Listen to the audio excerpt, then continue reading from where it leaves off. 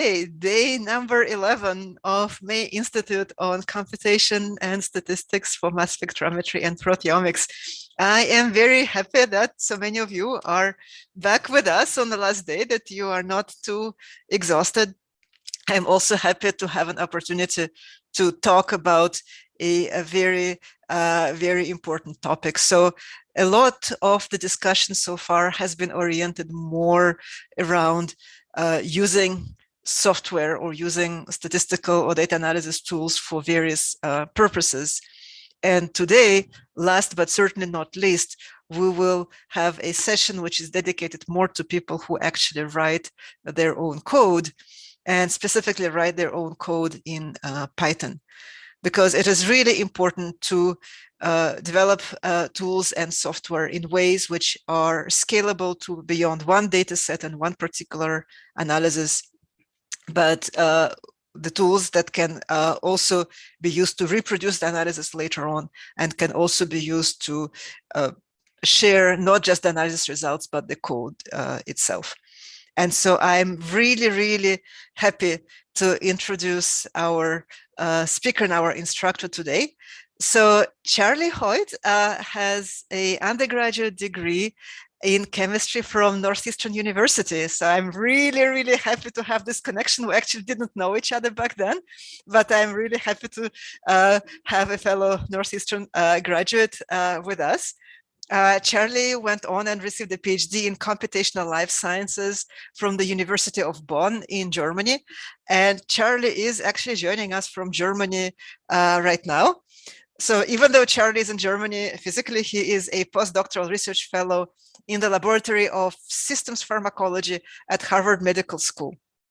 And Tapley's research covered the interface of biocuration, knowledge graphs, and machine learning in systems biology. And Tapley made many important contributions as an advocate to reproducible research. And so I'm really, really excited to have this opportunity to share this discussion with all of us as part of May Institute. So before we move on, and if you are just joining us, let me go over some logistics, which will be somewhat different from the previous sessions. So usually we use the chat for things such as, hi, how are you? Or we can hear you, which happened in the last sessions. And we use Q&A for questions related to the actual science of the presentation. Now, because we're a smaller group and because Tapley is a very interactive person, Tapley actually wants you guys to speak. So whoever would like to actually have voice privileges or even video privileges or share screen or anything like that, please raise your hand or put a message in the chat, and we will be promoting you to presenters anytime throughout this session. However, if you prefer to stay kind of, in the background and just ask questions and typing, so please do that. Please use Q&A box. So we have Sarah, Vartika, Sai, and Rohan, who are PhD students in computer science, who are joining us also as co-panelists. They will be monitoring the Q&A, and they will alert Tapley if there is a question that needs to be addressed for everybody. So please don't hesitate to raise your hand or request participation vocally. Otherwise, we will just proceed as in the past. So Tapley will be live coding, and this will be a lot of fun. So I very much look forward to that. Thank you so much, Tapley. All right. Thank you. I just realized that I've been sending messages in the chat, not to everybody. So I was making jokes about happy hour in Germany too. It is indeed happy hour. In the United States, they say it's 5 o'clock. Somewhere in Germany, they say kein Bier vor 4. It's basically the same idea. It's always a good time to drink. So welcome to my presentation. Today, the topic is on making your code that you write as a scientist useful, reproducible. There's a third word. I don't know what it is. Reusable, reproducible, useful. Yeah, 3 words. We're going to do everything in the service of these. And today we're going to basically go through from 0 to a lot. I'm going to walk you all through something. I'm basically going to do a lot of live coding. We're not actually going to be writing so much Python code. We're going to be writing a lot of the configuration that goes around Python code to make it really easy to use. So the first thing I'm going to send into the chat one more time is the link to the document that's outlining the tutorial we're going to be doing today. I've given this tutorial several times, and I've taught lots of people with varying degrees of experience in Python programming or programming in general. Even if you're not using Python as the primary language, a lot of the concepts we're going to talk about today are relevant for every language and for all sorts of different kinds of analysis and kinds of science that you're doing if it involves a programmatic aspect. So yeah, first, is everybody able to hear me okay, see me, and am I speaking too fast already? All good. All good. Okay, so I can see that a couple people have already found their way into this this Google Doc, and so yeah, for me, it's totally fine. There's 28 people in the presentation right now. If you want to join as a speaker and just kind of chime in, or if you want to write some stuff in the chats, like Olga said, the other panelists will just ping me because I'm going to get super into stuff. And yeah, once I start talking, I might never stop. So we're going to have a break in about an hour and 20 minutes, halfway through the middle, so everyone can take a breather, get some water, and yeah. Anything else before we launch off into the beginning of a journey together? So far, so good. We'll keep you on track. So yeah, I guess I better start by thanking Olga for inviting me to do this, and the Cowherd College of Computer Science for putting on the May Institute. And I guess they're funded by the NIH and Chan Zuckerberg initiative. So thanks for everybody for putting this together and giving me the chance to give you guys some of the knowledge that I find super, super important, and I'm really excited to share it with you. All right, I think we're ready. So I'm going to hit screen share and we're going to start a project together, and I'm going to walk you through how I put together a Python project and how I make it useful for all sorts of different kinds of things. So let's do it. All right, here we go. Every project that I start usually starts with the repository on GitHub, so I'm going to do that. I spend a lot of time on GitHub, and I'm always making new projects for things. So here we go, new repository. I'm going to walk you through creating a very simple package that does something very simple. I haven't decided what to call it yet, but the idea is it's going to help with expanding URLs and making them go from a short form to a long form. Anyway, the point of this isn't super important, but I need some inspiration. So let's call this simple resolver. Okay, good. I'm making a repository on GitHub. I'm making it public. I'm going to put a README in there just so I don't have any problems. And then I'm going to create the repository. So if everybody is not familiar with GitHub, definitely check this out. This is a place where you can share your code with other people. But more importantly than sharing it, GitHub is a version control system, and it's built on top, GitHub is built on top of a version control system called Git. And what this does, imagine like you have some code in a Dropbox folder, and every time you hit save, you just make a little note, hey, this is what I changed since the last time I saved. So version control is really helpful because you can see exactly what code looked like at a certain time in case it changes later. All right, so we're gonna make a repository in GitHub, and that's where we're gonna put our code, just like a folder in Dropbox. So here we go, create a repository. And now I've got a repository, I've got a very short README, and the next step after I've created this on GitHub is actually to clone it. So I have a program called GitHub Desktop set up. GitHub Desktop allows me to sort of interact with GitHub on my local computer. So I'm going to press the big green code button. I'm going to open this in GitHub Desktop. And this is going to do the same thing as cloning the repository and pulling it.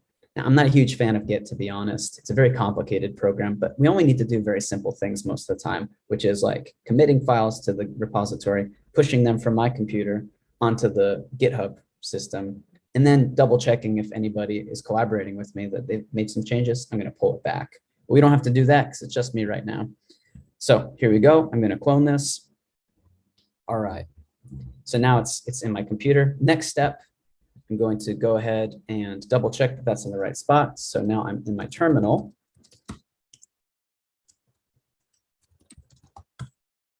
All right. So there's not much going on inside my repository already. I've got a README file and I've got a .git folder. This is the configuration that Git creates. We don't have to touch Charlie, that. could you clarify? So would you like everyone to do the same or just follow along for now? Yeah, so that's a good clarification. Thanks. I wrote that down.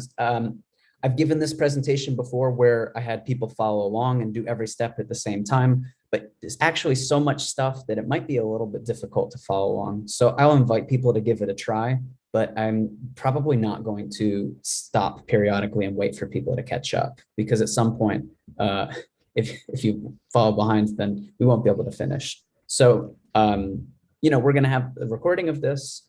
All of the steps of what we're doing are kind of written out in this Google Doc, and I've got blog posts about each of these things, and lots of links to other resources if you don't like the way that I do the writing. So yeah, try your best to follow along if you're interested. Otherwise, just like sit back, enjoy the ride, and learn a couple things, and then you can come back here and find the right links and the right resources at the end. The other good thing is every change that we make, every step that we take is going to have its own commit inside this Git repository. So you can always go through and look at that commit history and see how the files changed over time yourself. So we've already got. Yeah, there's a question. Can you say a few words about GitHub? So for someone who is not. What else can I say about GitHub? Well, so there's the Git version control system. GitHub is a website built on top of it. It's basically the total standard for people sharing their code. So let's check out a collaboration I've done with Olga's group called Bell to SCM. And this is a place where we decided to dump all the code for some analysis. We did structural causal models on biological systems. And so we've got all sorts of stuff inside this repository. There's some configuration, there's some like Jupyter notebooks. Maybe you're familiar with Jupyter notebooks as a way of like organizing your code. There's some like data, there's some, artifacts that we generated, like, PDF files that have charts that we created. So basically, you can have kind of any files in here, and GitHub also has a file browser. And then all these READMEs, they get formatted nicely to help you navigate and understand what's going on. So there's a lot to learn about GitHub. We're not actually going to be focused so much on this, other than it's like a tool that just kind of helps us do our work. Again, just think of it like a glorified version of Dropbox. It's useful for people who are writing code. It's actually really good to start your project on GitHub and periodically commit your stuff to it, rather than just waiting until it's done and then dropping it all there. Okay, let me double check. It's in the chat. Is this a 3-page? Okay. Good. Then I guess we're going to keep going. So here we go. We had this open. We had this open, and then I was in the command line. Okay. So the thing that I think is a difficult aspect of Python programming, and actually all programming languages, is how do you organize your code in a way that is standard, so other people kind of know what to expect, and so it can be run using the tools that exist in the language already without doing anything tricky and complicated. And it turns out that as you learn how to program in Python or R or any languages, you actually don't learn so much about what are these practices, which sometimes they have a scary word associated with them called software development or software engineering. And I know that turns a lot of people off in the beginning if you're a scientist. I mean, I'm also a scientist by training, right? So, I didn't take, I don't have a degree in computer science. And even if you have a degree in computer science, you don't necessarily focus on software engineering as a discipline. So all of us are learning this sort of on our own time, and you're here, and we're going to learn a little bit about this together. So I just want you to know that you're going to be a software developer at the end of this, even though you don't really think you are. So I've given this talk several different ways, and in some times that I've done it, I've started from absolutely nothing in this empty repository and built up everything we need one file at a time.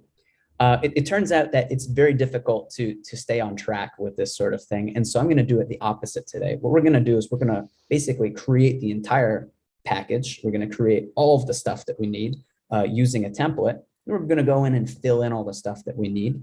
And then I'm going to explain what all of the parts are. And so you can all actually follow along with this quite easily. So one sec, I'm going to check the Q&A. The screen that you are in, what is it? So this screen that I'm in right now is a command line. And so this is the way that you can sort of access the file system programmatically. And it has lots of tools inside it. It has like echo, and it has cow say. This is super important. Yeah. So this is sort of a minimum requirement. I think that you should be able to open up the command line and do some of these things. This is also a place where you can like run a Python program. So I don't have a Python program right now, but so every computer has one of these. If you're on Windows, it's called Command prompt, I think you can use that. I would suggest if you're a scientist, get off of Windows. It's got a lot of problems for programming. But anyway, all this stuff is still possible. I don't have time to explain how to do this in every system. So, on the Mac, open up your terminal. On Linux, it's also like called the terminal somewhere. Okay, so what we're going to do is we're going to first, so everyone should have Python installed. So we're going to do Python -m pip install cookie cutter. All right, so yeah, Python's this command. If you use -m, you can basically run a module, and pip is the module that installs other things. So we're going to install a package called cookie cutter. The job of cookie cutter is to create templates and to help us use templates. So I've already prepared a template that has all of the stuff we're going to talk about today. And so I've installed cookie cutter, and now I'm going to run cookie cutter. So yeah, I've already got an autocomplete on here. Basically, I have a package on GitHub called cookie cutter snack pack, which is my template for Python packages. So basically what we're going to do is we're going to instantiate this template. We're going to go through, I'll explain all the parts of it. And hopefully we can do that in about an hour, maybe an hour and a half. And then the rest of the time we have together, maybe we can try looking at some of your own scenarios.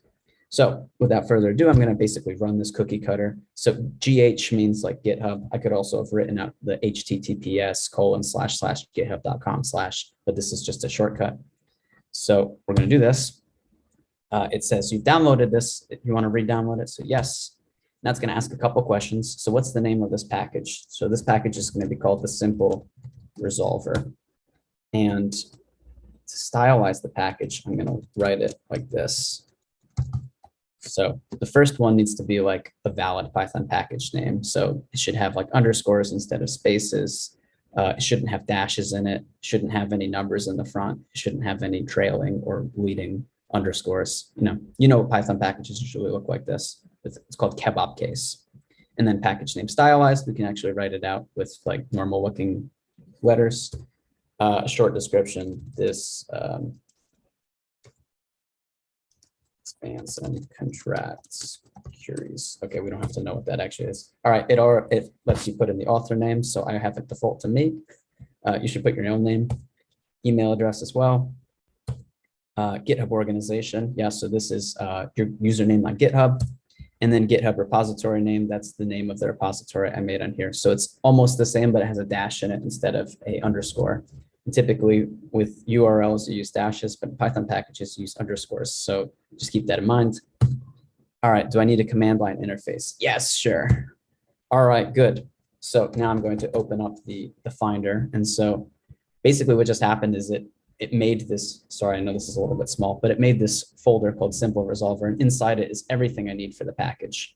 So what I'm going to do, I'm going to copy everything, including the hidden files, out of this folder, and I'm going to put it in the folder one level above, and I'm going to replace the old README.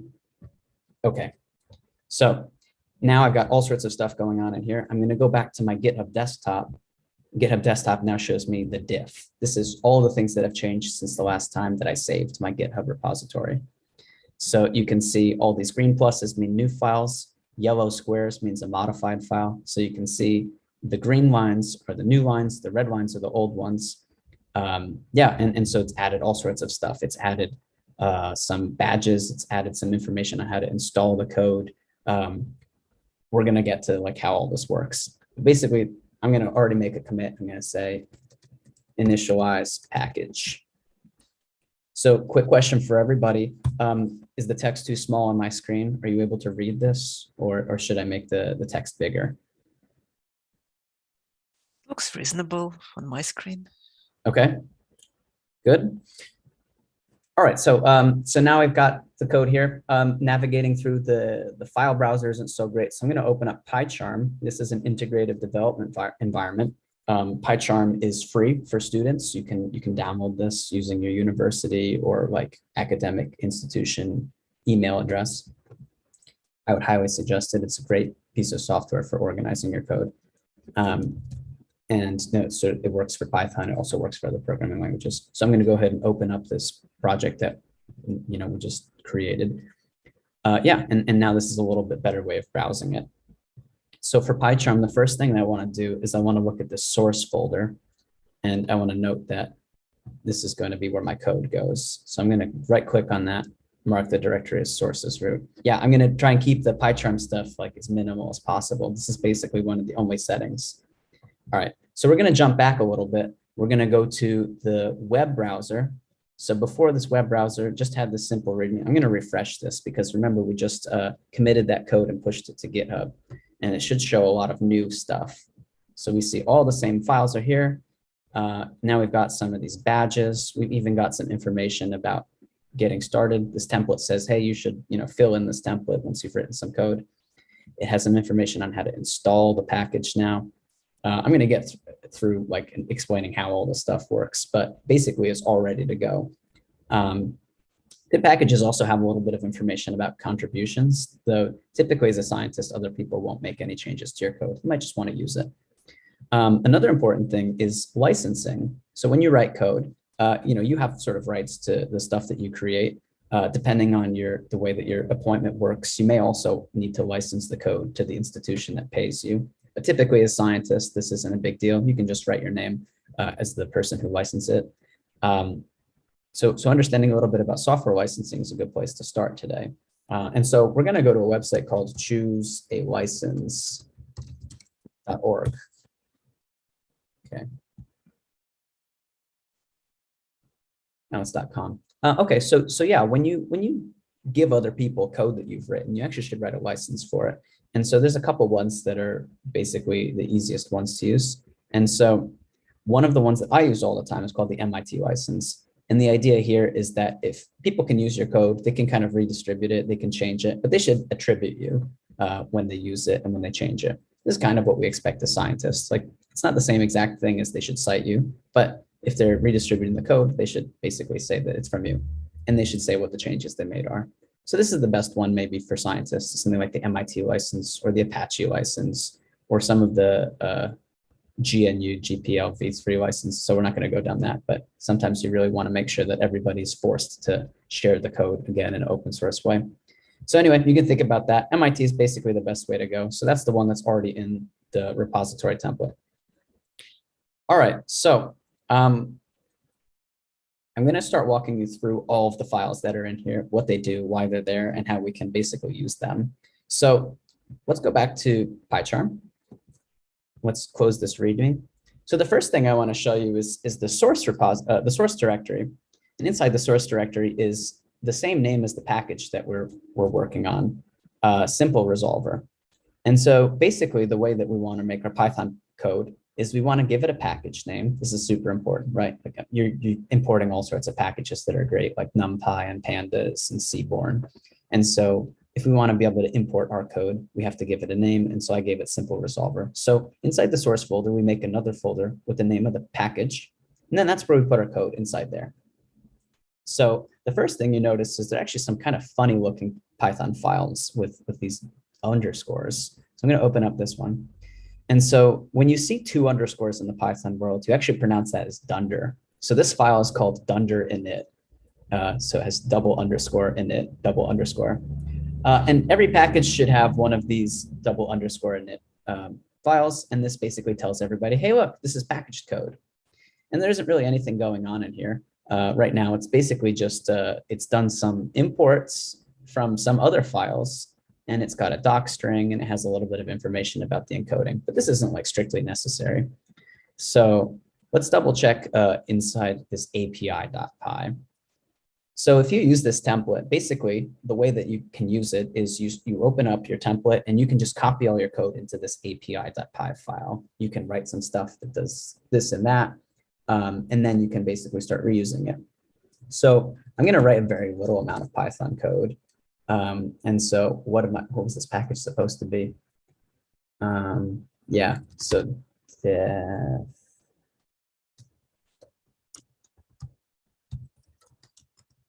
all right, so I'm going to write some Python code that does some stuff. And so we're going to go for key value prefix.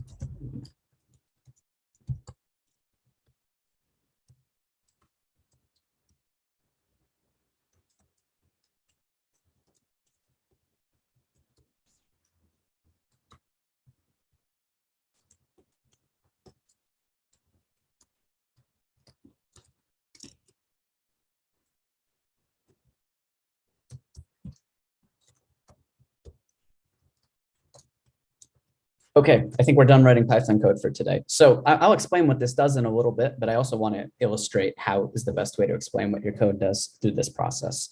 So yeah, oh, it's not contact, it's contract. So the idea in the semantic web world is sometimes you have like, sometimes you've got some function, you've got a prefix map. Let's say that inside your prefix map is, so Kibi. So Kibi is a way of naming chemicals.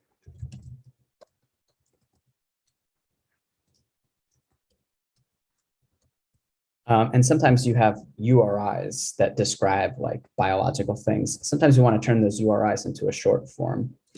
And so the idea is you might want to use what's called a prefix map to contract your URIs. So if I have a URI that looks like this, that describes a chemical, and then I have my prefix map,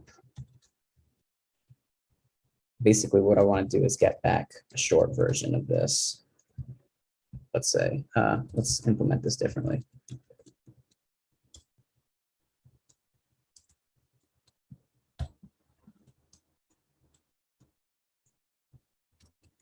Okay, so here we go. We basically take a URI, and anytime the URI starts with one of the things that are values inside my dictionary, I basically want to get rid of that first part, and I want to put the key that's in the dictionary in its place, and then separate it with a colon. And this is like a super useful thing I spent every day thinking about how to do this kind of string processing. So that's why we're using it as the example today. Yeah, and so maybe I should write this. Maybe you notice that I've kind of written what's called a doc string. And so when you have a Python function, if you use triple double quotes in the first line of your function, you can start writing documentation. Typically, the way people write documentation in Python code is to have like a one sentence explanation. So contract a URI into a query.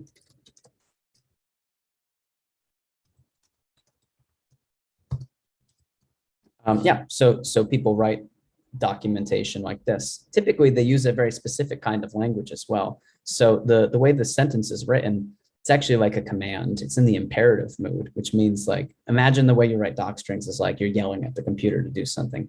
Computer, please contract a URI into a query given the prefix map. Yeah, and so we should write it this way because everyone writes their code with documentation that looks like this. And one of the recurring things that we're going to talk about a lot today is that you should just always do things the way everyone else does them because it reduces the burden of other people who are reading your code. And I know I haven't like stressed this point a lot, but when you write code and you publish it as a scientist, you know, code is your methods section of your paper. And so you should imagine that other people will try and read and try and understand your code and then eventually try and use it. And all those things are important. So it's part of the scientific process. It's part of the publication process. It's really your responsibility and your duty as a scientist to document things and make them understandable. So anyway, now we're figuring out how Python kind of looks. And so notice that like my IDE has already done some nice highlighting because it turns out that if you want to give some examples of your code, how to use it, you can use these triple greater than signs or chevrons, you know, to basically write some code inside your doc string. This code doesn't get executed like code that's inside your Python file, but if you can basically do some other interesting things that we'll come back to. Okay, next step in writing good documentation is we're going to say something about each of the things that go into the function. So it turns out that if you do this special form, you do a colon, you write param, and then the name of the parameter. Then you go into the next line, you can sort of describe this. So, you know, a URI or URL to contract. So yeah, we can explain what each of the things inside the signature of the function are. So we can do the same thing with prefix map, a mapping from as short.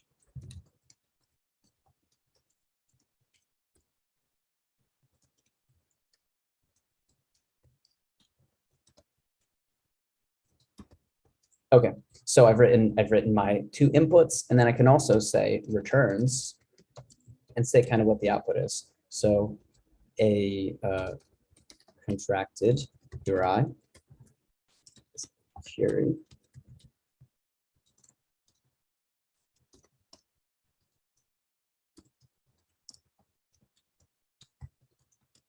I'm going to change the implementation now because I think the way that I implemented it was not very smart. Okay, so it's going to contract the URI if it can, otherwise it's going to return it. So, okay, we're basically done writing Python. So I maybe you're not really familiar with like why you'd want to do this sort of thing. But anyway, so like this is the code and now we want to share it with people. So first of all, we can write lots of code, and sometimes we want to tell people what parts of the code we really want people to be able to use. So sometimes you have some functions that are just for you. Some of the functions you might want other people to be able to look at. So sometimes you might see this thing, which is called dunder all.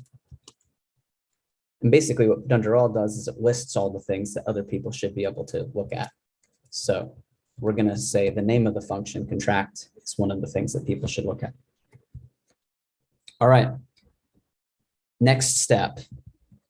All right, so we've written a function, we've documented that function, we even gave some like examples of how the function is used. And now there's one other thing that maybe you're not aware of if you're looking at Python before. You can actually add some information about what kind of values should go in and out of all of these. This is kind of, I'm going to gloss over this. It's kind of advanced, but I think it's nice because it helps you write good documentation. And so the URI is typically a string. And so in Python, strings are like instances of this str thing. So if we do a colon after the name of the input, and then we put str, now Python knows, hey, look, this should be a string that's going inside. And a prefix map, this is a dictionary where the keys are strings and the values are strings.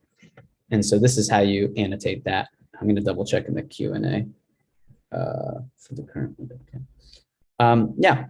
And the last part is what comes out of this function. Well, the thing that gets returned is also a string. So then you use this this right arrow chevron. So note that I've got font ligatures on, but typically, this is like these two characters. All right.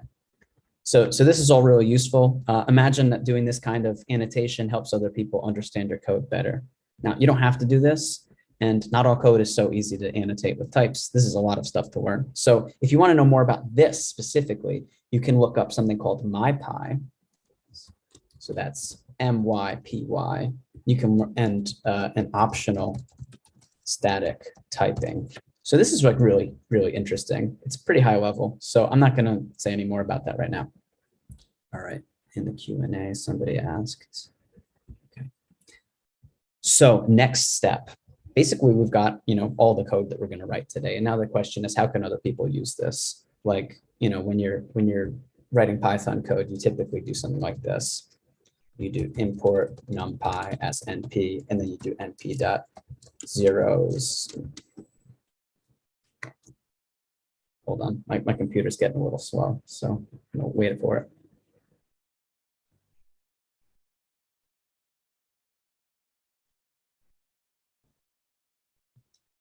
Oh, I don't think I have NumPy installed in this environment. Okay, we're gonna go back.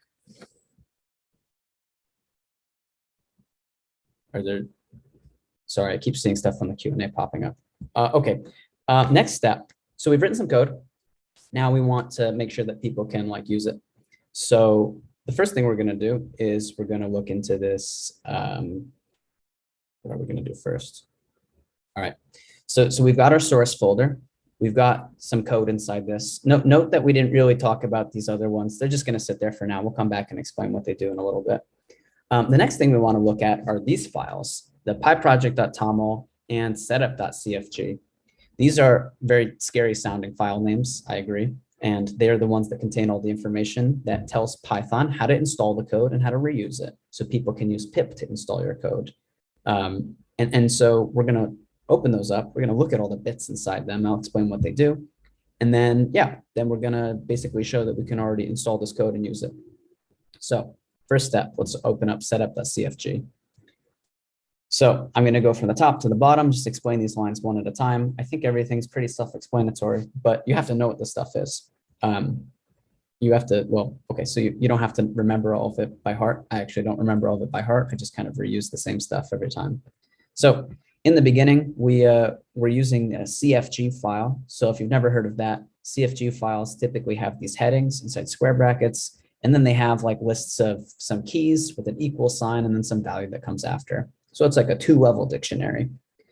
All right, so we start with this metadata heading. And inside the metadata, we need the name of our package. So simple underscore resolver, that matches up to the same thing as the name of the package inside our source folder. Next, we should give our package a version.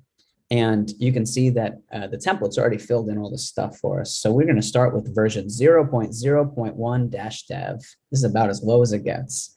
That's fine. We can actually call it whatever we want here. But there's a couple tools that I'm going to show you that maybe even help you deal with this versioning thing.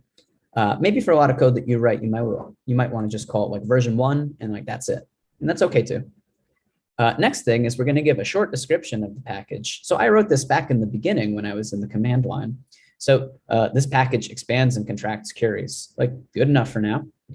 And now the next thing is the long description. And this is actually kind of cool because basically it reuses the README. And so this kind of magical file colon thing says, please use the README when you're distributing this. And actually what happens, let's say you go to the website PyPI. You've probably used pip to install things, and PyPI is the website that actually shows the information about the packages. So here's like, when you pip install NumPy, here's the website that actually describes that. And so this thing that's in project description, that's what would be the long description of your package. So let's say for a package that I write, it's a much more interesting long description than NumPy's, the bioregistry. So this has, some information about downloading and contributing, and all of it's already inside. Okay, so back to the code. So we've got our long description. Now we're going to add just some metadata. Like this is super useful, but not every project puts this stuff, so it's good to just know that it's there. So first of all, the URL to where the code is. So this is the GitHub repository that you put it in, and then the download URL, the bug tracker, the source code. These are all based on like the URL for the GitHub repository. So we could kind of move on. Information about the author. So that's like your name and your email address. Like I wouldn't worry too much about putting your email address here. Like I don't get a lot of spam, even though I put my personal email address and everything. And super tangent from already a very tangential sort of talk. Don't ever use your institutional emails for this stuff. You should use your personal email because you will leave your institution and you will not take that email with you. And you'll miss out on all sorts of really interesting stuff when people actually want to get in touch with you. So yeah, use Gmail. Don't use your Northeastern or your whatever. Okay, then there's also the maintainer. Typically, this is like the same person. But sometimes, someone writes some code and then at some point they give it to somebody else to take care of. This is not super common that it's different in science. It's like kind of just one person. All right, next line is the licensing information. So we already said like we're picking the MIT license by default. I'm going to actually open up that file and briefly show it to you. So here we are, MIT license, very short legal text. It already filled in my name here. It filled in the current year. And then here's the text for it, which you can try reading yourself, but it kind of does what I said before. It asks people that if they use this, they should kind of attribute you. And you're not really responsible for like if they hurt themselves using your code. So that's good. Probably don't write code that helps people hurt themselves or other people. Yeah. So in the license, basically this thing right here says MIT license. That's actually from a controlled vocabulary called the software. I don't remember. It's called SPDX. So it's just a list of like what the names of all the licenses are. And then license file is called license. That points to the file license, just so everything's all attached to each other. Okay, next.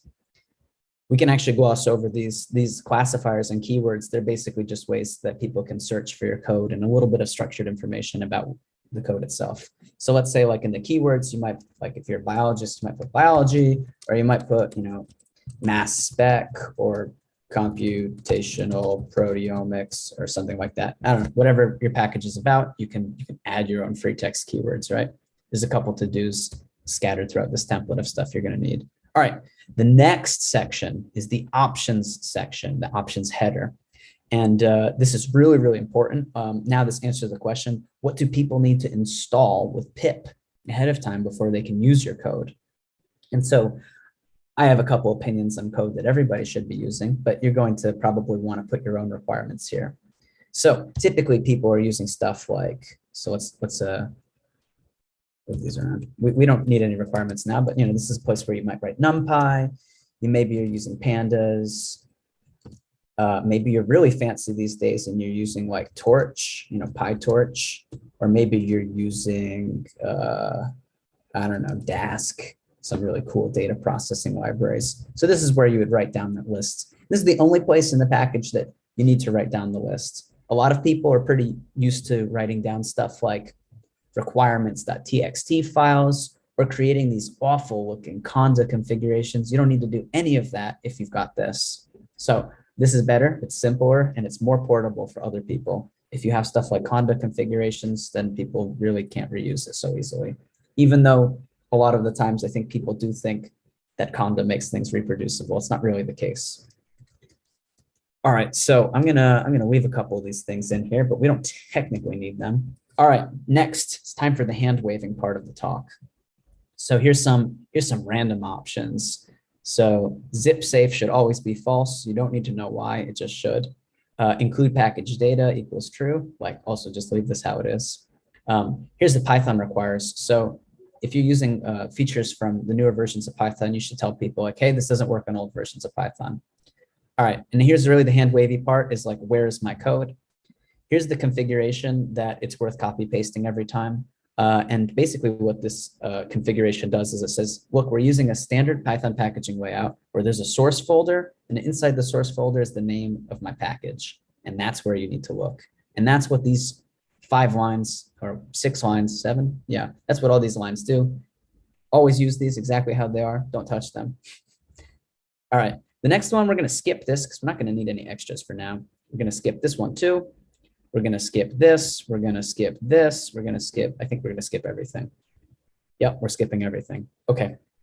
Now, we've used cookie cutter. I know we're about an hour into talking with each other. Oh, actually, we're not so far. 45 minutes.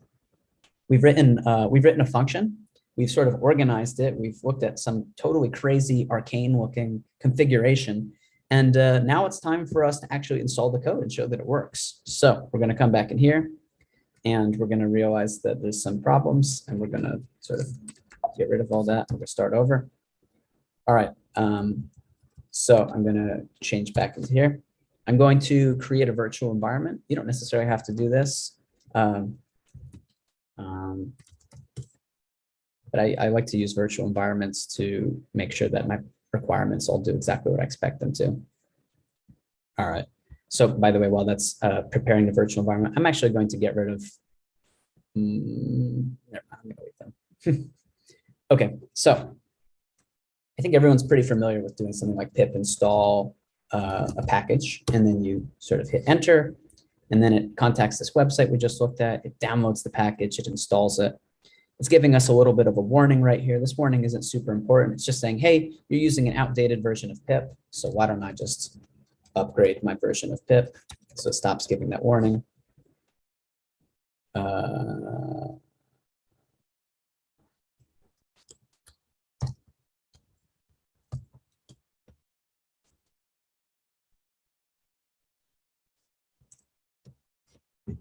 Okay, so again, we're inside this directory.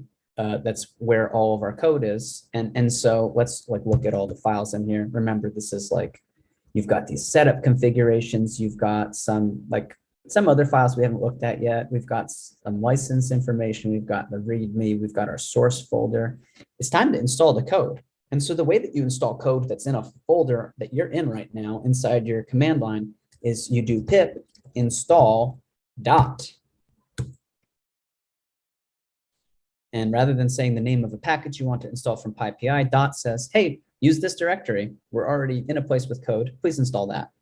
And it's going to do the same thing that it normally does. It's going to prepare some stuff. It's going to, install all of the requirements. So here's more iter tools, more click, and TQDM. Those were the ones in the list here. Excuse me, jumping back and forth. All right, and so now it's successfully installed click, more iter tools, excuse me, and simple resolver dash 0.0.1 dev. So here's our code. Now it's time to fire up Python, and we should be able to get that code now that we've installed it and we've packaged it. So what we do to import our code is we can do import simple resolver. All right, good. We didn't get an error. This is a really good, it's a good start. Now, we have to learn a little bit about how packages work. So I think you're all pretty familiar with doing import simple resolver. And then let's say there might be some code inside it, like simple resolver dot, my function, and maybe you run the function. So this is how you're doing a lot of Python stuff. But we don't have a function called my function. We have this function called contract, and it's inside a submodule called API. So let's jump back really quick to the IDE. So inside our folder structure, we basically got a Python file. And so if we want to look at the code inside this API Python file, we can go back and we can do this. We can do import simple resolver.api. And now we can do simple resolver.api.contract. And if everything works, this we didn't call the function, I just grabbed it. So it's saying, hey, look, you're looking at a function right now. And so if we want to actually run this contract function, maybe I'm going to copy paste some of the stuff from my example. And again, excuse me, jumping back and forth. So we've got our prefix map, and then we've got our contract function. And if all goes well, it's going to output the thing we expected, key B1234. All right, so what happened? I tried running contract, but we actually didn't import contract. We imported it through simple resolver.api.contract. And good, it actually runs and it does the thing it's supposed to. So for the most part, we've successfully written some code. We packaged it using this template, and now we've installed it and we've imported and we've used it. So this is like a huge win. It took us maybe 45 minutes together to get here. But once you know how to do this, you can do this relatively quickly and start putting your code into this place. Let's do a little bit of cleanup now, because this isn't so great, right? So maybe we want to do something like from simple resolver.api import contract. So maybe you're familiar with imports in Python, how this works. So if we do that now, this other way that I wrote it is going to work properly. Good. But this .api thing kind of doesn't make any sense. Like, why do people need to know that there's this .api thing? Why can't I just do simple resolver.contract or from simple resolver import contract? Like, why can't I do this? Oh, I can't do that. Okay. Well, bad demo. I didn't prepare this properly. So let's try this again.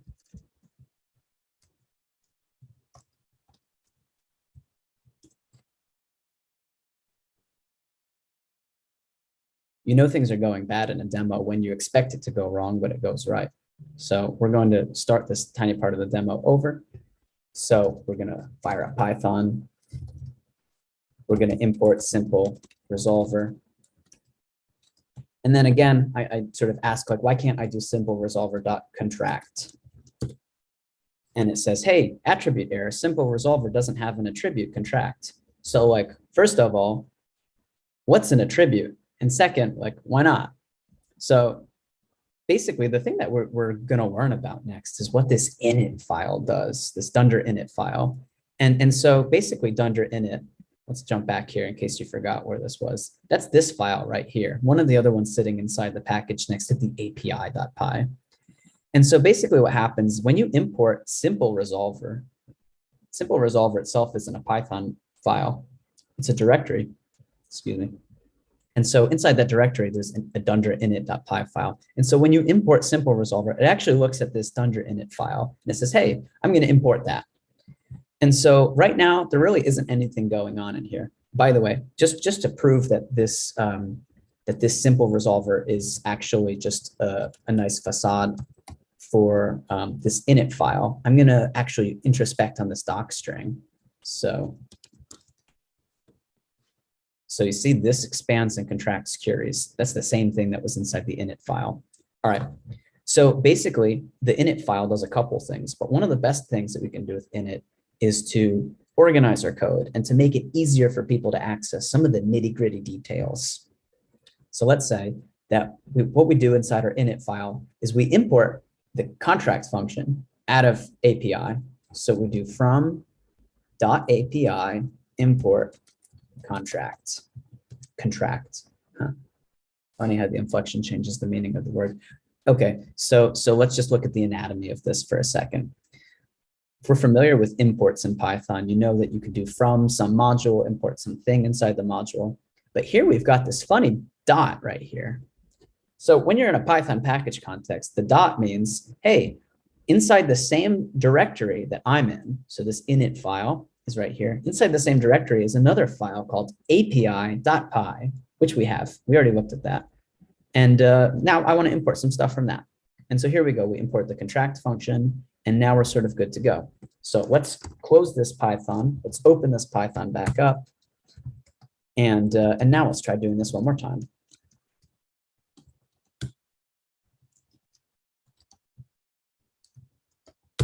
Okay, so great. Now that we've added this kind of import thing, now this contract function is also living inside init.py.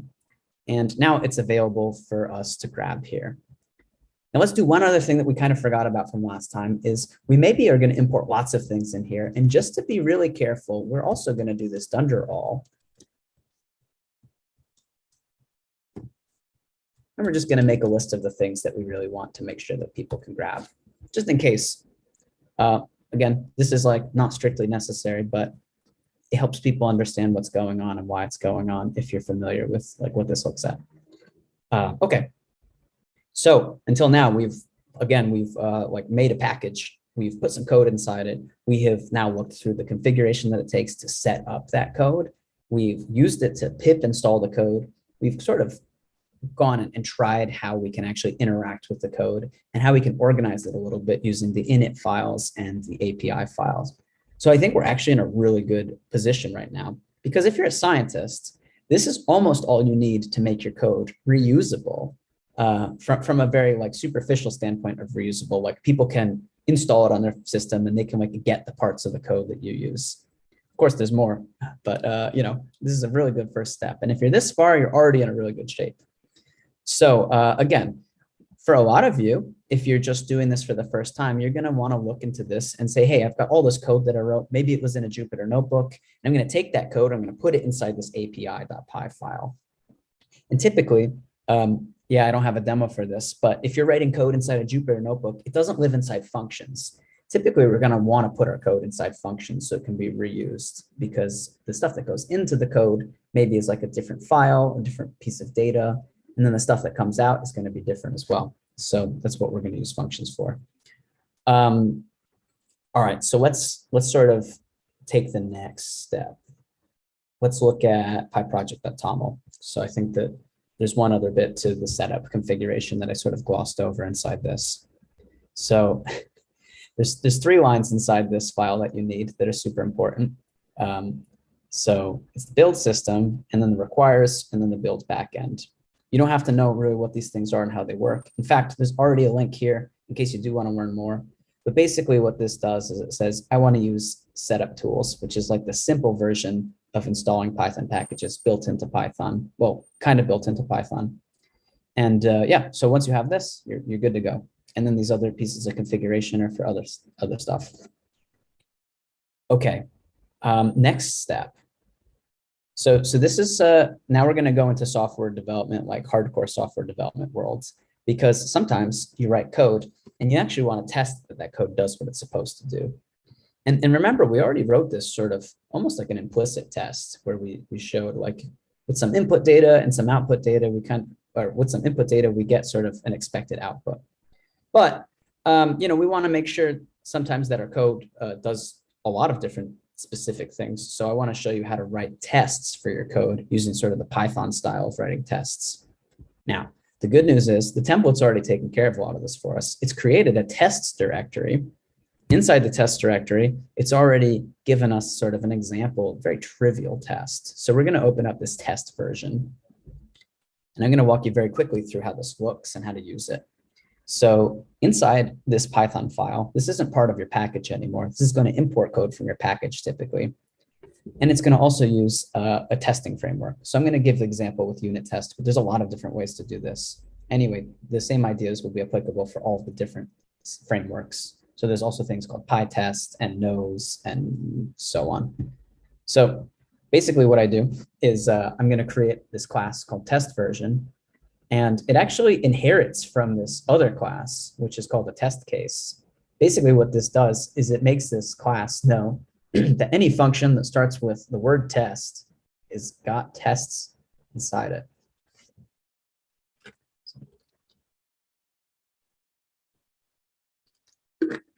All right. So yeah, once we have this function that has some tests inside it, basically we can just start writing code and we can check that that code does something in particular. So let's basically delete all the stuff that's in here because this test is sort of trivial and boring. Okay, but before we delete it, let me explain what's going on here. So there's a function that's already created inside this package template called getVersion. And the job of this function is to just return a string that is the version number of this package, which remember is 0.0.1-dev. So sometimes it's useful to be able to get the version of the package directly. And so this test is basically saying, run that function, store the result of that into this variable called version, and then it's going to run this function, self.assertIsInstance version true. Basically what this says is we want to check that this variable version contains a string inside it. Now, you could write this a different way. Python also has a language feature called assert. And then like you do assert and then put some expression here. So the other way of writing this would be to use the function isInstance. Now, maybe you're not familiar with instance checking, but this is just like the thing that allows you to look inside a variable and ask, what are you? So these two lines are effectively equivalent. However, the second one, it uses self. Now, if you're not familiar with this part of Python programming where you've got classes, self is a reference to the object that you're inside. And this object inherits from this other class, which already has some functions inside it. And one of those functions is called assertIsInstance. And it effectively is exactly the same as this line. It has a couple extra things that we don't need to worry about. But anyway, we can basically write tests however we want. And we can either use assert or we can use some of the functions built into unit test case. So let's write another test. I'm going to group it into a different class, though you're free to kind of do test, something else. You can put multiple tests into the same test case. You can make multiple test cases. This is going to be up to you. But I'm going to write another less trivial test. Let's call it test contract. Unit test case. I have to inherit from this, and I'm going to do test key. So yeah, I'm skipping a little bit of doc strings here. But anyway, I've got this test function, and now I have to put some code inside it. So I actually want to just reuse this test that we wrote before. I'm going to copy paste all that code and I'm going to massage it until it looks right. So the first thing is we have to get rid of these chevrons because we're actually just running Python code inside here. And then I guess we want to store this as like result. So yeah, remember contract actually returns this value. And then we want to check that it's equal to this. So let's do self.assert equal. All right, so I know that now you're actually getting a lot of Python code thrown at you, but this isn't really Python programming. This is just knowing how some Python libraries work and what to do with them. So we basically run our code here, and then we use assert equal, which is the same thing as writing assert, and then using the equals operator between these two things, right? So again, either of these are okay, but I like the first one because it gets some extra stuff. Yeah.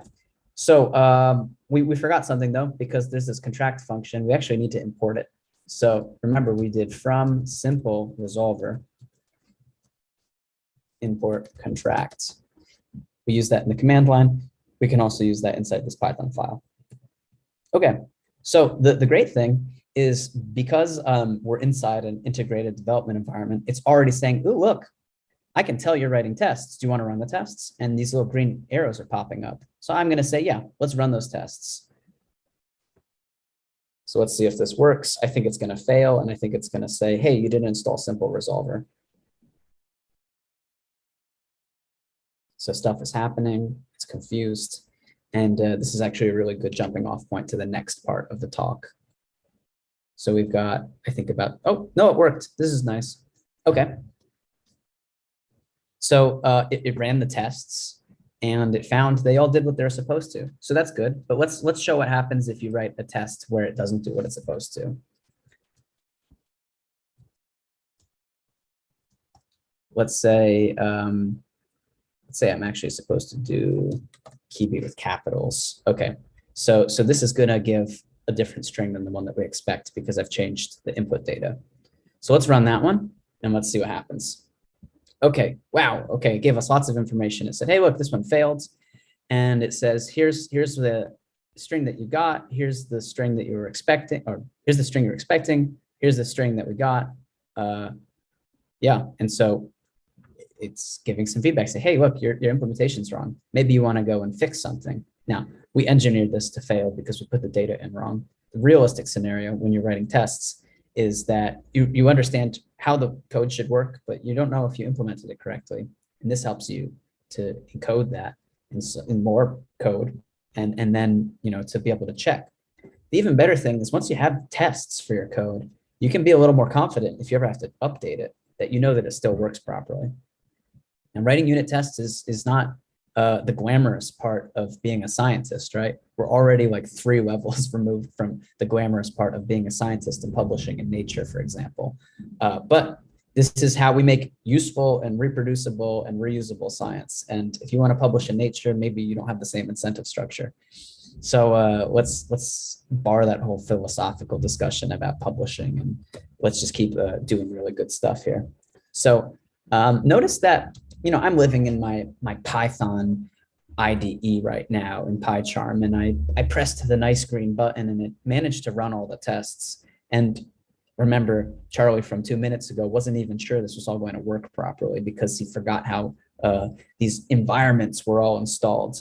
It turns out that, even though your code is packaged and you've got tests, communicating how to actually run the tests or how to run the code is kind of difficult in certain situations. And so we're going to add one extra layer of reproducibility on top of the fact that we can package our code. We're going to write reproducible ways of using that code. And we're going to demonstrate that on how to reproducibly run the tests that use the code. So think about the tests as like a downstream user of your code, and that they're not necessarily part of the code itself. So first of all, let's delete this failing test. We don't actually need that one. Yeah, and so now we're going to look at the next file that's kind of living in this list of funny looking files, and it's called talks.ini. So as I open this, note that it's a very scary looking file full of all sorts of stuff. We're going to kind of zoom in on specific parts of it. So I'm going to scroll down a little bit. We're going to look at this. All right, so again, the idea of talks is to kind of write some reproducible ways of running your code in different scenarios. And the scenario we're talking about right now is running unit tests. Another reproducible scenario that you might want to do is like, how do you actually run the code on your data? For example, maybe you've also got the data in a directory inside your project, and you want to make sure that people run the code exactly the way you expect them to. This is maybe another place where you could use talks. But anyway, let's start with the tests. And we're going to have to learn a little bit about what talks does and how it does it, and sort of check into some of these parts. So as the documentation says, the point of this kind of test-env thing, by the way, this is another configuration file, just like setup.cfg. Interestingly, the extension on this file is ini, but it's still the same format. It's still, you've got these square bracket headers, and then you've got some key and an equal sign and some values. Now, it turns out that you can actually put multiple lines of values. We didn't use that before in setup.cfg so much, but we do use it here. All right, so what's actually going on? We're basically running the tests, and we're doing it in a super, super convoluted way. So I'm actually going to delete all of this. All right, so to run the tests inside the tests folder, basically you can run this program pytest, and then it looks inside it and it sees, hey, look, you're using unit test. Remember unit test? And then it sees there's some functions that have the word test in the beginning, and it finds all of those, and then it runs all of them. So in the background, talks is nice because talks knows that the talks.ini file, it lives in the same folder as a Python package.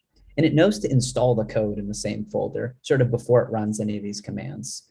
So basically the order is you run this tox environment, and then it installs the code, just like we did in the command line before with pip install, whatever. And then it runs PyTest. Now, here's the problem though. How do you know that PyTest is available? So it also has some other stuff. And so that's what this extras is. And extras is a little bit of a convoluted way. So let me write this a different way first.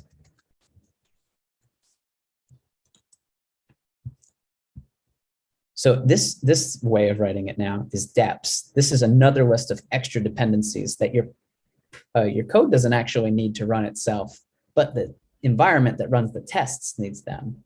So think about it this way. You need PyTest to run the tests, but you don't actually need PyTest to use your package. So we're going to add some extra dependencies just for this run. So the new order is first, install the package. Second, install everything in this dependencies list. And the third, run all these commands. So how do we actually run this? Let's go back into our command line. Let's exit the Python REPL. So the first thing that we need to do before we use tox is we actually need to pip install tox. Now, this may be a little bit antithetical to all the things I was talking about because we don't want people to have to manually install some stuff. But since tox is a very common tool for automating stuff, you can just kind of assume that people have tox installed. And so now what we're going to do is we're going to run tox. It's also, when we pip install tox, we get this command in the command line for free. And so what we do is we run it with -e and py. And so what this does is it says there's an environment inside our configuration called py. And so, basically py is the special environment that you can either write the name of the environment directly or you can just omit it. I know this is a little bit confusing, so why don't I leave it explicit? So yeah, we've got test env. We can put lots of different test envs, and then they can have colons after them, and then you can have the name. So all this is going to get run when I do tox-e and then the thing after the colon. So let's run it. So now look at what it's doing. It's installing all of the requirements that are necessary to install the package, which are setup tools and wheels. Now it's installing the package itself, and then it's installing the dependencies. Oh, sorry, it's doing that in the other order. First, it's installing the dependencies, and then it's going to install the package itself.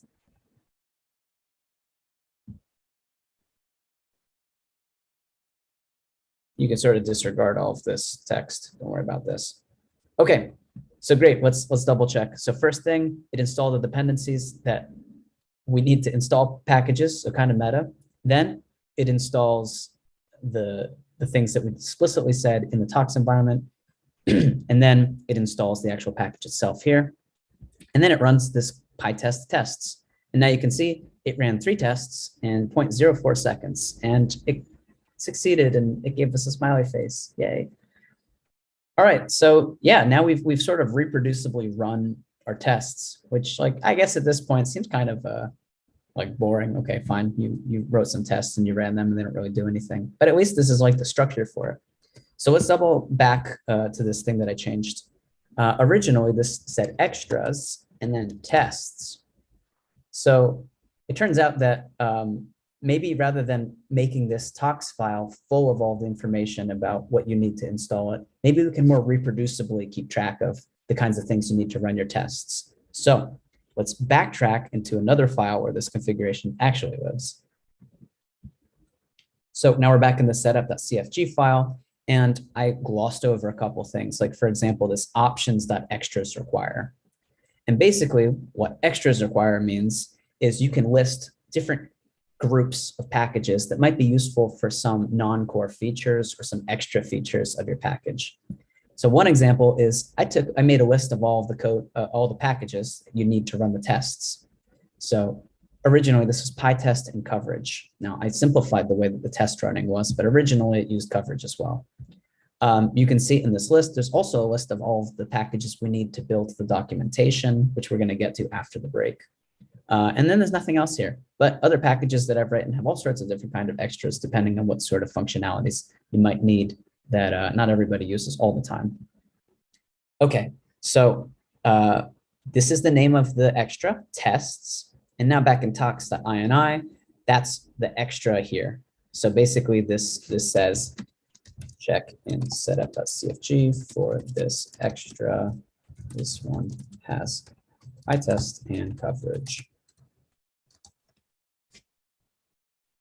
Cool. Okay, I'm going to stop here. I want to give everyone the chance to write stuff in the chat, in the Q&A. We can chat a little bit, and then in like 6 minutes-ish, or whenever this chat dies down a little bit, why don't we take a break for maybe 15 minutes? So yeah, who's still with me? Like, you can maybe stick your hand up, write something in the chat, just say hi. Am I going too fast? Are you totally bored with this and want to see something specific? I know that we've got this list of all the possible topics in the Google Doc, but you know, every time it's a little different. So what are people saying? Olga says good. Silas says a little bit lost. So I can try and help you get unlost. I know that we're going very fast and we're talking about totally wild new things you've probably never seen before. So if you can describe a little better, like if there's something that you missed or just in general, then let's say that, yeah. So the good news is if you really want to learn this stuff, you can rewatch this video. I can link everybody at the end to other recordings of me giving this talk in different ways. So maybe just today it didn't work for you.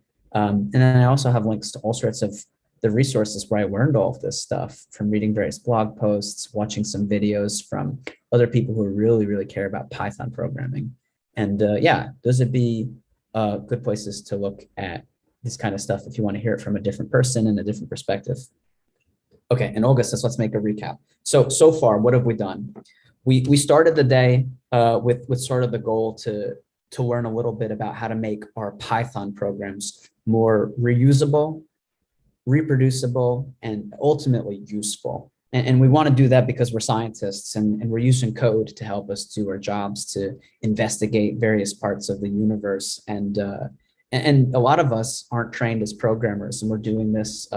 We either learned as hobbies or sort of on the job. And maybe while we did this, we didn't learn the best practices. So that's kind of what we're starting with is we've got some code and we want to figure out how do we organize this in a way such that it's the best for other people to look at, maybe even reuse. So to actually do that, we started by using a template that basically sets up the structure for how we should organize our packages. We use that to create a demo, which is called the simple resolver, that does something that isn't super interesting, to be honest. But yeah, so we put a little bit of code inside this package. We put this on GitHub. We've made a little bit of work with GitHub where we commit this stuff. That's not really the focus of today, but using GitHub is really important, I think.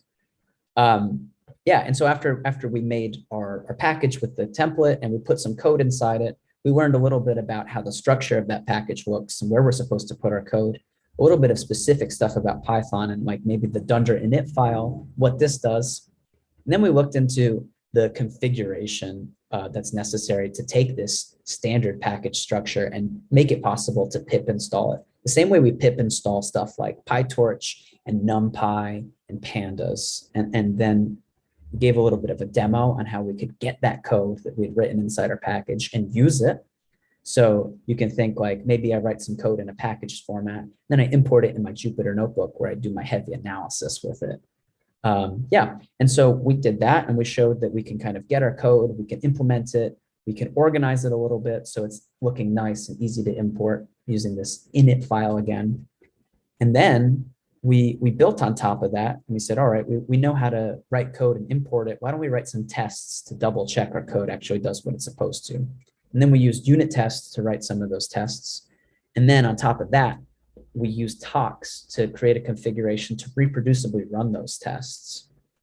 Now, looking forward, there's a lot of different directions we can go. One thing we can talk about is continuous integration, which is like pretty next level. So I think maybe we skip that today. One thing we can talk about next is using command lines. So you can make your code that actually does something a little bit more reproducible. We can talk about documentation and some of the configuration that's already built in that's going to help us turn this documentation we wrote inside our code into some websites. Like you've probably read documentation before for other packages. And so this is kind of the same sort of thing that they do. We're going to do it for our code. What else have we got that's living in this We've got all sorts more configuration to talk about. I think we can sort of open that up to see what everyone's interested in. And then, yeah, if we've got time, then we can maybe do some practical stuff if some of you have some show and tell. So here's an esoteric question from Mark. Why is Python so heavily used in mass spectrometry versus Java or some other language? That's a really excellent question, Mark. And the same question could be sort of rephrased for a different scenario. Why is the R programming language so heavily used in microarray analysis or RNA-seq analysis? And there's all sorts of different kinds of answers for this.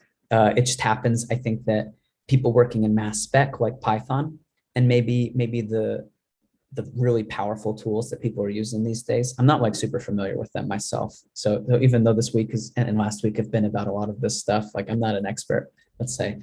So anyway, it just turns out that people are interested in these topics are using Python right now. And why are the microRNA packages all only in R? Because they were developed 15 years ago and the companies that made them were using R.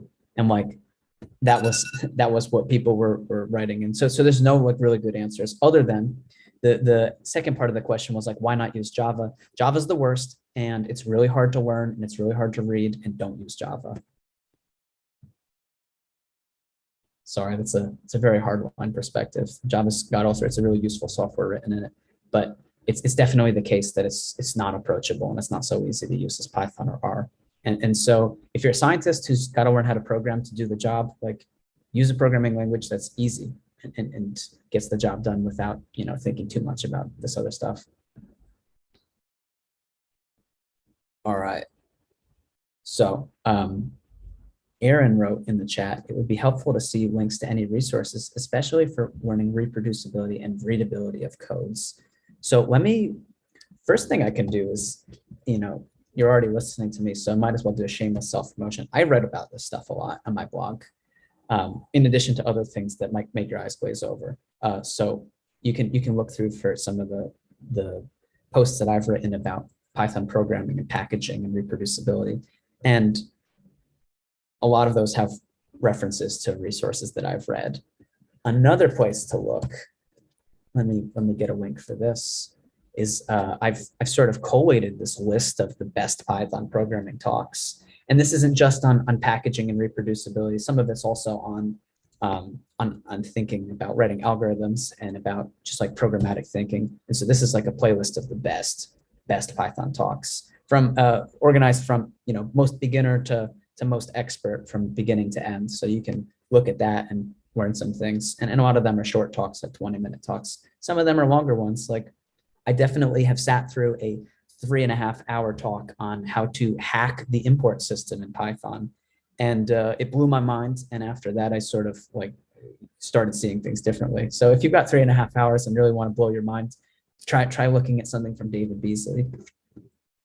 Yeah, okay, so there's some more questions.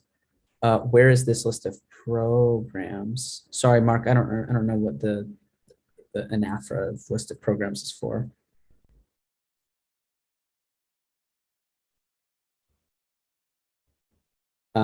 Yeah, okay, so for everybody else, I'll hang out and troll the Q&A in the chat.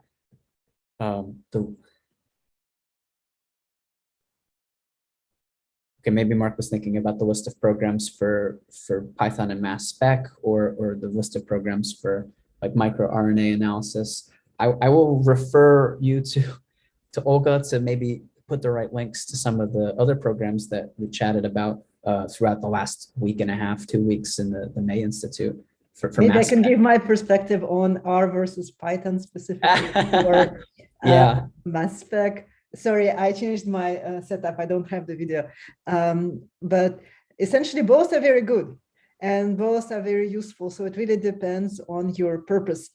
It depends in large part on the ecosystem that you rely on.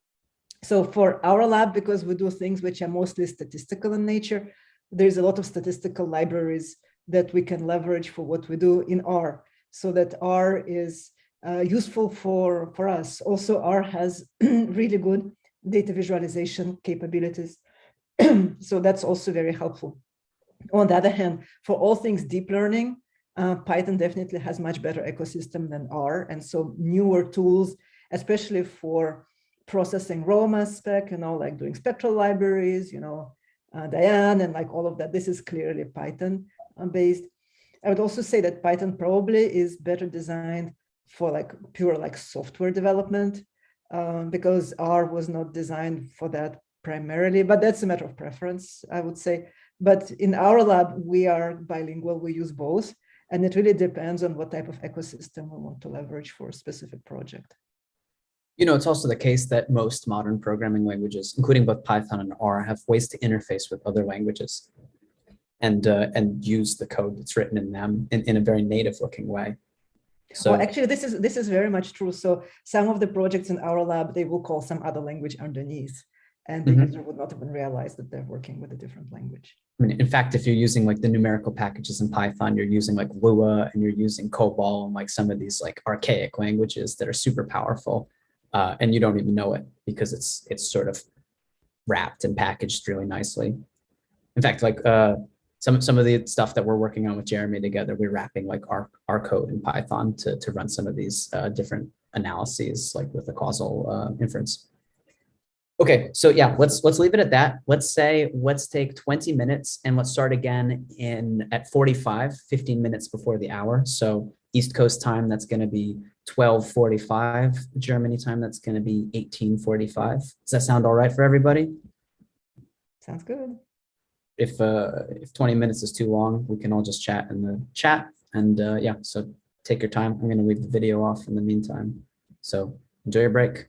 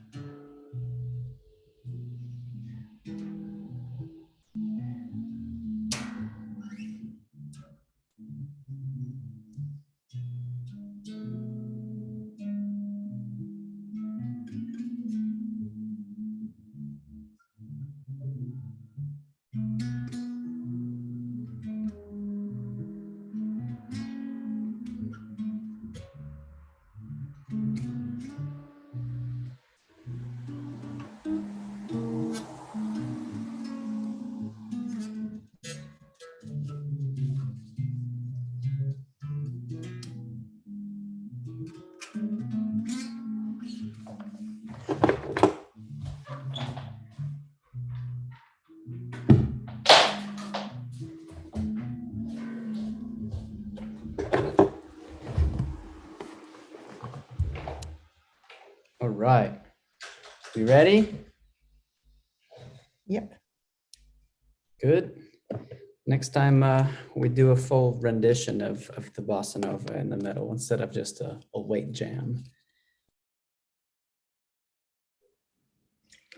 Okay, so let's say raise your hand if you're back.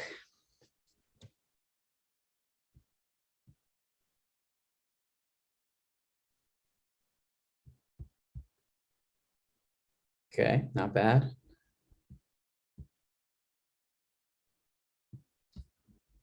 So I better screen share again. All right, where we left off, we were not checking Slack, right?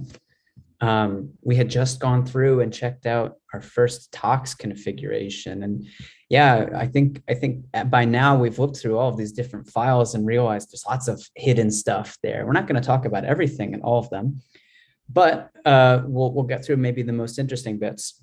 So yeah, before the break, we basically got as far as getting our code in and testing it. Now, why don't we start going through some of this other configuration, just explaining what it is and how it's useful. The first thing that I think everybody can immediately benefit from is this next command, 2 commands down, linting. Hold on, I'm going to close my windows since it's starting to get a little bit rainy here. So yeah, we've got the lint command. Now, one of the problems that a lot of people have who are programming for their first time, maybe while they're studying, or they've never really programmed with other people, is they never thought about how their code actually looks. And so, you know, I think by default, I am writing code that looks like very standardized, but, you know, it's not always the case. Sometimes code has all sorts of weird inconsistencies in it. And maybe there's some like funny spacing. Question already. Oh, was that a question, or you just raise your hand? Okay, just write in the chat if you've got something, or put it in the Q&A. Yeah, so a lot of people are like writing code and maybe it's got some kind of funny spacing. And when you look at other people's code that has funny spacing in it, it makes me want to rip my eyes out because it's really tough to look at. The good news is there's basically a program that rewrites your code for you and puts the spacing in the right places, or it doesn't rewrite your code, it reformats it. So that program is called Black. And so basically we're going to go back to the command line. So by the way, notice that there's now some kind of funny spacing and this doesn't look so great. So I'm going to go back to the command line and I'm going to run tox -e lint. So remember, the thing you put after -e picks the environment it's going to run. So let's jump back here. Here's our lint environment. It's going to install Black and isort as its dependencies, and then it's going to run some commands. So let's just let's do that.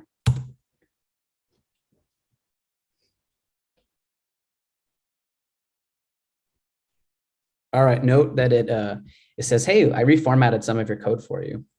Thanks. So how does this look now?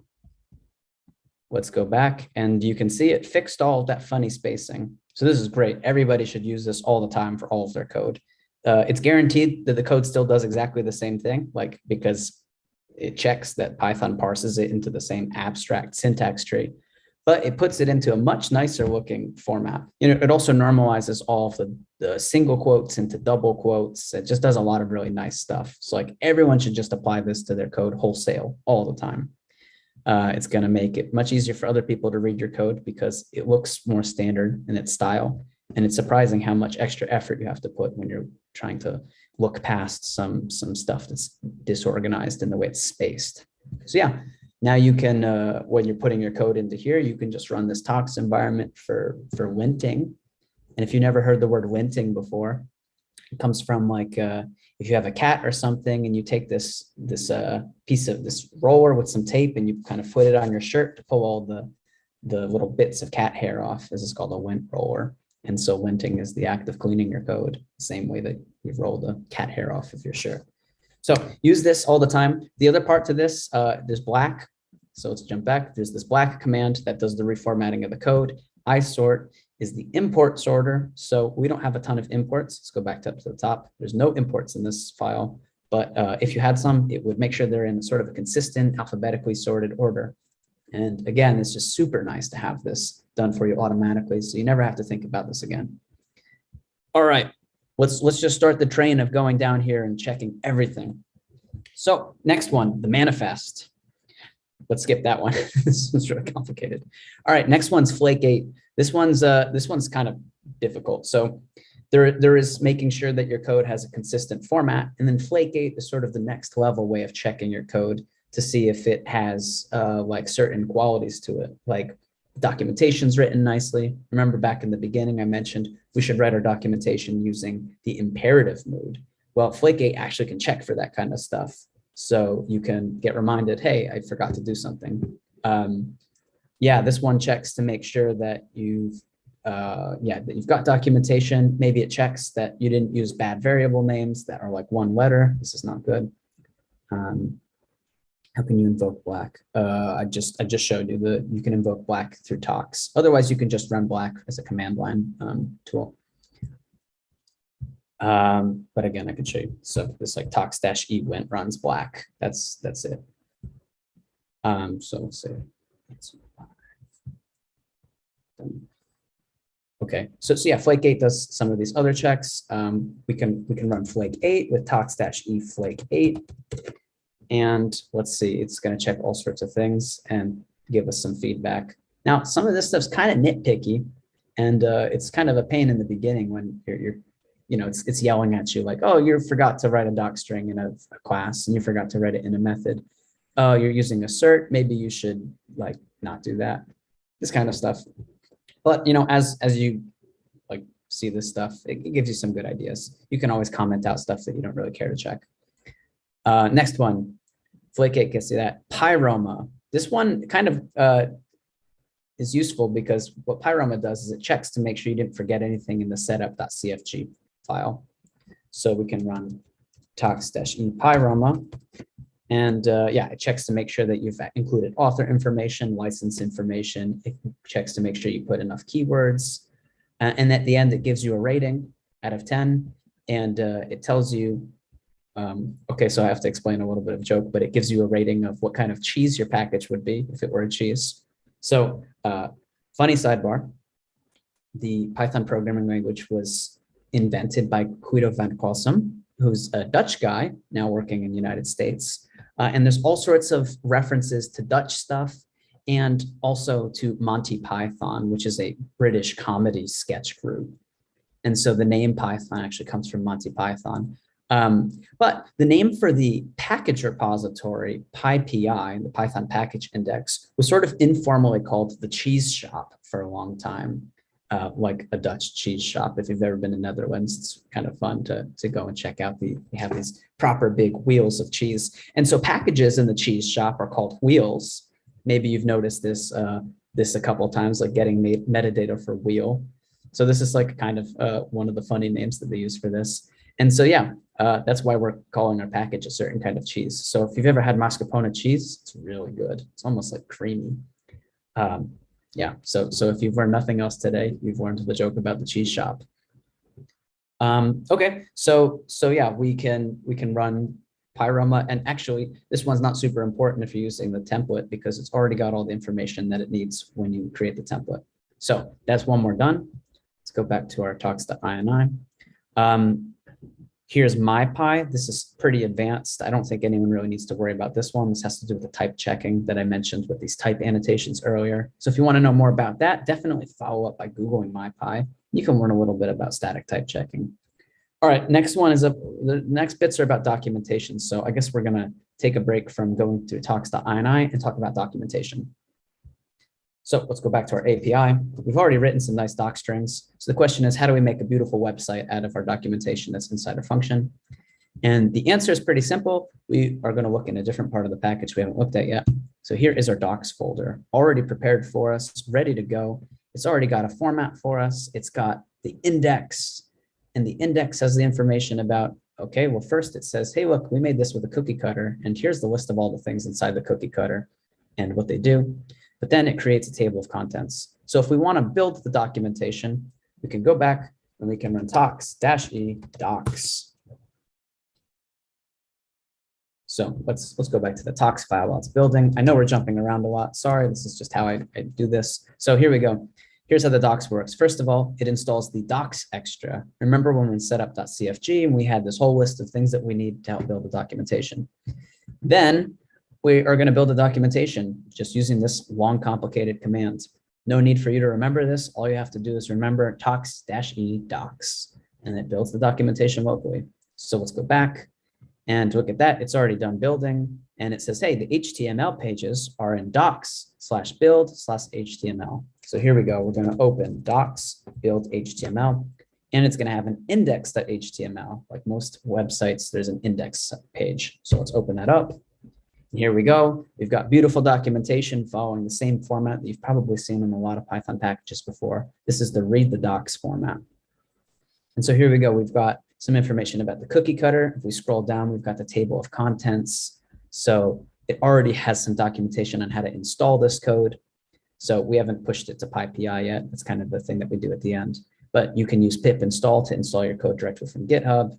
This has some instructions to remind you, like this is how you use Git to clone it, and then how you use pip to install it. Question from Lisa. Do you want to write in the chat or write something in the Q&A? Just saw your hand was raised. Okay, but I'll move on, and then we can come back to that whenever you're done writing it. Okay, so then we've got usage, and look at that. It's already set up to take all the stuff that's inside the API file and to just stick the documentation in here. So check it out. We've got our doc string, like our one line that explains what it does. We've got the list of the parameters and the types for each parameter. And then we've got the return information. And look at that. We've also got our example usage. So we're already in a great shape. All the code that we put in this API is just going to get stuck here. And yeah, and if we write good documentation, it might be useful for somebody else. So let's see what this happens. Okay. Good. So I thought documentation was going to take a lot longer, but this actually went quite fast because we've already got this cookie cutter template prepared for us. And, you know, there's some more complicated things you can do with all of these, obviously. I'm just giving you sort of a superficial look at each one. You can see you can add more of these files that can contain different things. You can write narrative text. It doesn't just have to be code. Let's go into this usage.rst. There's also these kind of, so this is using the restructured text format, which maybe is also something you're not aware of. And so, yeah, I would say just look this up and learn about it on your own time. But it has some really interesting stuff that's specific for Python that helps you with automatically turning modules like the simple resolver.api module. So by the way, we call Python files that are inside a package modules or sub-modules. So it takes all the stuff inside the API module and then it documents it here. And then we get this, you know, usage, code, documentation. And also you can click on this and see the source code. This is kind of cool too. Okay, so yeah, that's how you write documentation. You know, you just write the documentation inside the code, and then the package has kind of configured everything already to take care of like turning it into these websites. So you can put more of these restructured text files you can put in the index. You can kind of come down here and add them to the table of contents. there's a lot to learn about Sphinx, to be honest. It's kind of confusing. So having this template is quite nice. And then all the configurations like inside this conf.py file. So again, it's got a lot of black magic inside it. You don't need to necessarily know how it works. Just use it. Okay, so that's docs. So back to tox.ini. So we've got this command that builds the docs. Actually, we've got this other command called docs test. This is kind of interesting. So you can run tox-e docs test, and this runs the documentation builds with a little bit more of a careful eye, and it makes sure that there's no typos, and it makes sure that you didn't put any mistakes like like invalid restructured text. How do you deploy this? Okay. Mark, I'm going to come back to this question about how to deploy this to an actual website in a couple minutes, but that's a really good question. Yeah, all right. So so it looks like there were no issues. So nothing to demonstrate here. But anyway, that's just another thing that's kind of built in. Okay, we're going to skip that one. We're going to skip. So doc8 and doc string coverage also just do more checks on your doc strings to make sure that you remember to write documentation everywhere. So, it's kind of like your friend who's always nagging you, but they just want the best for you. They want you to write good code. Okay, so what else is in here? We said we're going to skip MyPy, doc8, and doc string coverage.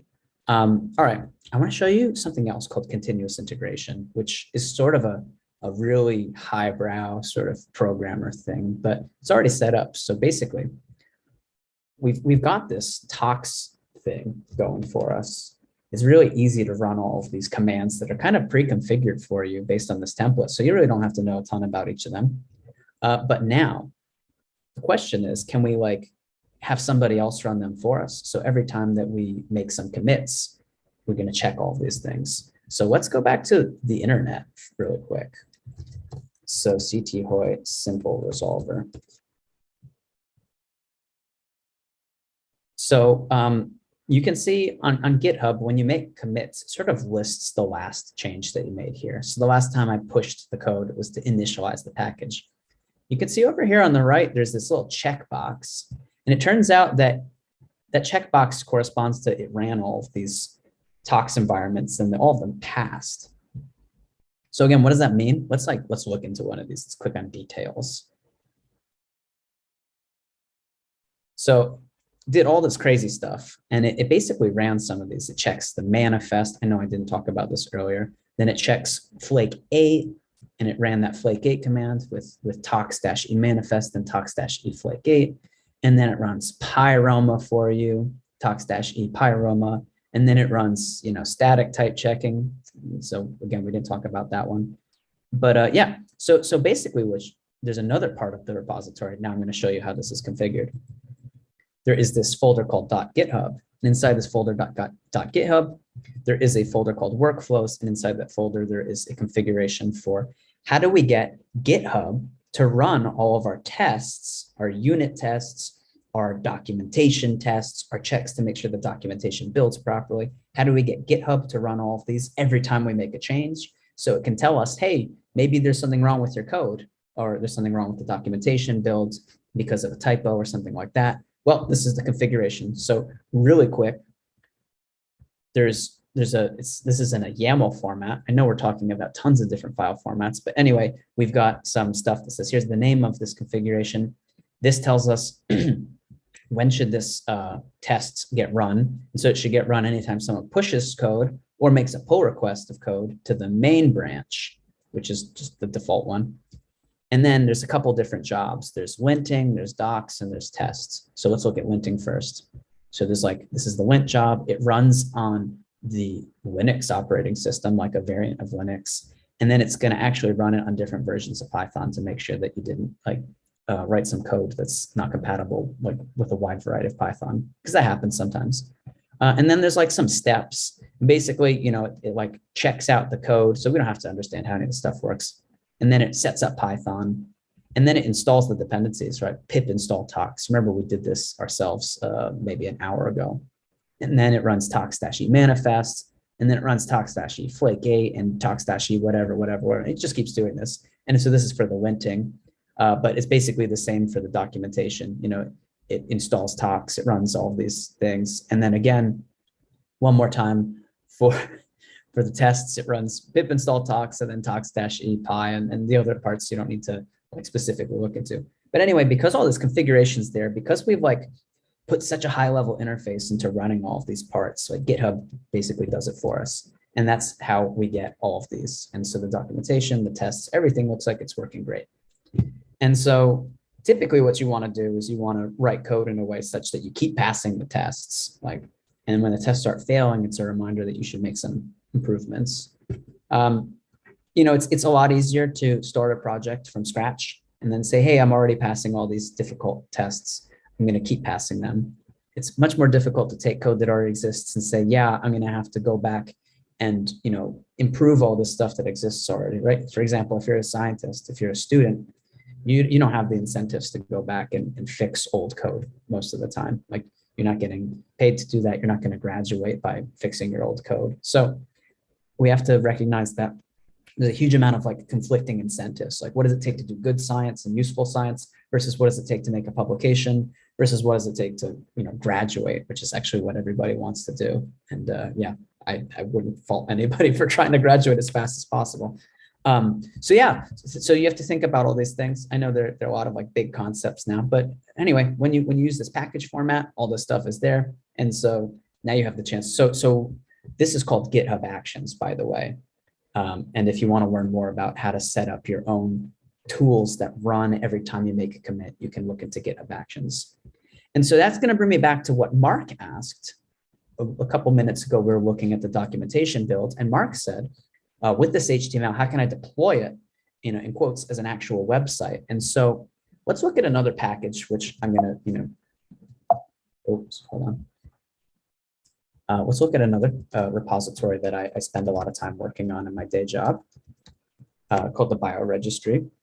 And yeah, and so this is a package that basically has the same format as the one that I've been discussing. You know, as I come up with interesting new ideas in my day job writing code, I put them back into this template so other people can reuse it. And so another action that happens every time I make a commit is that this gets deployed to a website. The documentation is built and put on a website called Read the Docs. So if we go to bioregistry.readthedocs.io, we'll see, hey, look, the same sort of thing is now on this website. And so the question is, how do we get from running tox-e docs to here's this website that actually has it, and it's, you know, it's living on the internet for us, and we don't have to do anything. It just gets updated every time we change our code. So the step in between is we actually go to the website readthedocs.org. And yeah, this is a great website. This is hosted for free for the most part. I mean, you don't have to pay anything for it. Obviously, they ask people to make donations sometimes, and they run a couple ads. But for the most part, you can basically just sign in using your GitHub account. And then you can go to My Projects, and you can say import a project. And basically, you follow the import tutorial. I mean, it's just like, it asks you like 2 questions, you know, what's the name of the project? And then what do you want the slug to be inside our website, right? Because this is bioregistry.readthedocs. So they ask you, what do you want in front of Read the Docs? And then it says, hey, I see that you've got this standard package template there. You're all done. So then this happens, like, because you've got a standard package template, the docs are in the place that it expects, and it has this, you know, setup that's basically standard. It happens. Like, it's quite magic. In the background, you know, so we can look at actually what Read the Docs does. And each, oh boy, that's a lot. So we can see every time you make a push, Read the Docs knows that you made a push, and then it rebuilds those documentations. So I'm going to very quickly look into one of these builds. And so like, it clones the stuff from your repository. So you can see, like, here's github.com/biopragmatics/bioregistry, the name of the repository on GitHub.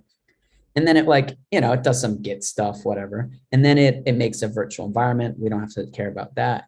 And then it runs, you know, it runs Python pip install something. Okay, so it installs some boilerplate stuff, and then it installs all of the stuff that we say that Read the Docs needs to install it. And then it runs this, Python file that has the configuration, and then it like runs the build the same way that we expect it to. So yeah, all this is super, super easy. So you just go and read the docs and you hook it up to your repository that has the standard template, and then it does this.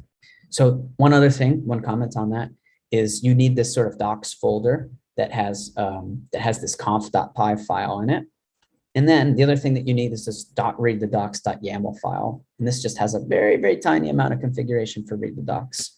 So very quickly, this version says what the version of the configuration file is, like, so we don't have to touch that. This thing says like, use like the most recent Python versions. So then we actually say, okay, what Python versions do you want? So we want 3.8. You can change this to whichever one you want. 3.10 is the newest. And then how do we install it? We use pip. And then we use dot. Remember, pip install dot, so we can install it. And do we need any extras? Sure. Let's list all of the extra requirements we need. They're inside the setup.config file. Remember, we talked about that before. Let's jump back. And here's our docs entry that has Sphinx, Sphinx RTD theme, Sphinx clicks, Sphinx blah, blah, blah, blah, blah. And then, yeah, it installs all those. And it builds it the same way that we were building it with docs. So that is a question answered. I marked that as answer live. Thanks for asking, Mark. That was a great one. And yeah, so there's a couple of ways you can think about this as a scientist. The documentation is a place where you can write code that explains why you did stuff. You can write text and prose that explains why you did things and why did you develop this code and why did you write it. You can write documentation that explains like how to use the code, like from a very high level perspective. I'm sure you benefited from this kind of thing. Like, for example, there was a tutorial on Match MS that I think Mark shared. And so I read that tutorial very quickly during the break, and it looked like, yeah, very high level. So it's like, you want to solve this problem, like import this code, use it this way. And then you can also write like reference documentation, like here's every function inside my package, here's how all of them work, which is a little bit different than like, I've got a purpose in mind. So let's say there's in my ultimate list of Python tutorials, one of the videos on that was by a guy named Daniel Procida, who is given sort of the seminal talk on how to write good documentation, not just writing the docs inside the doc strings like we did, but how to make it useful for other people. And so I would suggest checking out that video. When we're done, I'll go and I'll double check which one that is, and I'll send the link to that specifically in the chat. Okay, so we're kind of getting there, right? So let's take a look. We've basically looked at everything, most of the stuff inside the source folder. We've looked at everything inside tests. We've looked at read the docs.yaml. We've looked at license. We've looked at the README. Well, not so much, but README is a README. We looked at the setup.cfg. We looked at talks. We're basically at the end. We're almost done looking at everything. And I think I've got maybe 45 minutes or an hour left. So I'm going to now try to finish up as fast as possible and then allow you guys to ask questions and come back and I can try and backfill some stuff that maybe I glossed over or maybe was a little confusing the first time. So let me gloss over again a couple more things. So here's the manifest file. I want to explain what this is very quickly because this is maybe the scariest sounding one of all of them in my opinion.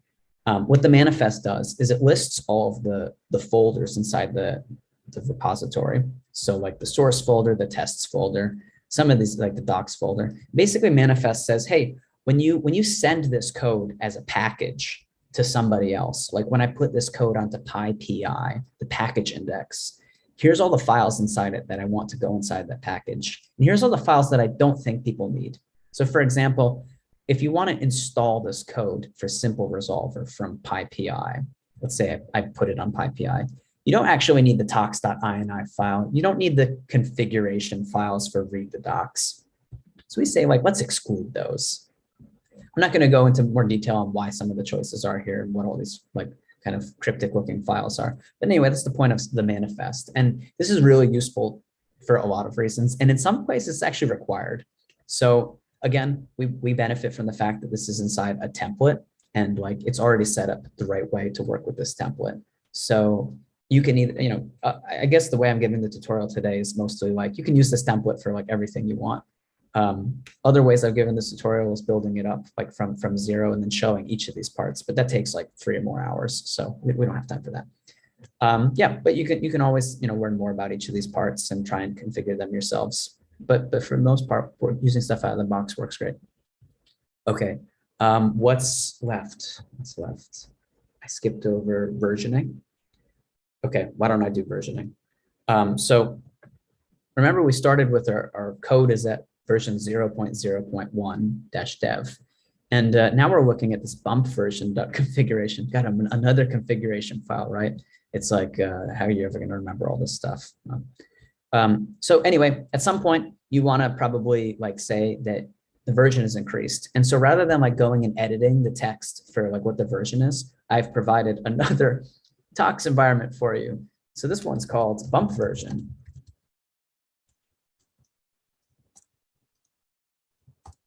Okay, here we go. So typically the way that this works is you would say, all right, my stuff is done. So I want to now do like bump version, and then I want to release. So if I do this, let's double check this isn't going to work. Okay, so I have to make a commit first. So let's add. I didn't do a very good job doing the thing I said I would in the beginning, where I was going to make all the changes one at a time with the commit. So let's just updates from before the break. This isn't a good commit message. Please do better than I did. So anyway, let's come back and let's go to Tox. And if we want to do bump version release, we can basically run this command, and then it updates this version string in all the places where it needs to. And there's 3 places where this version string shows up: in the like configuration for the versioning system, in the configuration for the documentations, and also in the configuration for the code itself.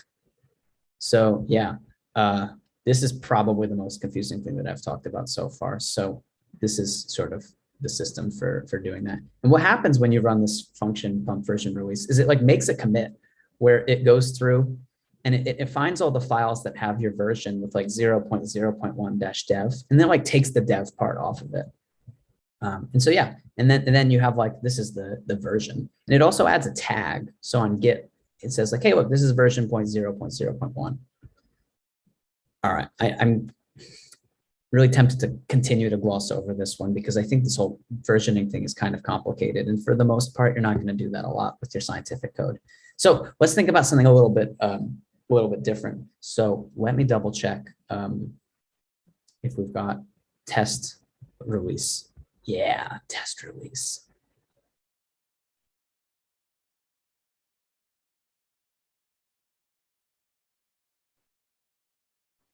Okay.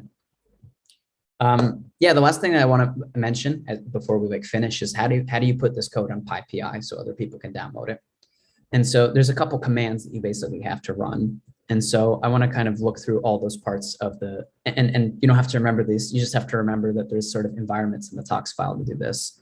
And so the first thing is like, you should build your code into a package, like that's, one file, like a zip file. And so basically you use this package called the build package. And then you say, hey, build package, like take my code, which is in a standard format using a standard set of configuration, and like package it for me. Then the next step is the release environment, where you say, hey, I just built all my code into a standard package. Can you take that package and upload it to PyPI, the Python package index, so other people can pip install it? Yeah, and that's it. Like once you do that, your code's out there and people can pip install it. So there's sort of 2 other parts to this that I like to do. So basically, I usually like to bump my version, like take that -dev thing off. And then I like to build the code, and then I push it to PyPI, and then I bump the version again to the next version up, and then have it like, so I go from like 0.0.1 dev, then to 0.0.0.1, that's the release, do this build and release thing to PyPI, and then want to bump the version again to 0.0.2-dev, the next version, but it's like the development version.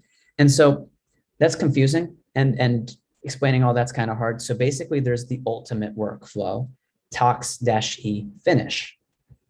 And so if you type tox-e finish, it will take your code, it will do all the things I just described, so you don't have to remember, and then it will push it to PyPI, it'll do all the commits to Git for you, and then it bumps the version. So this is the workflow that I use, and I hit enter. if I wanted to put simple resolver onto PyPI.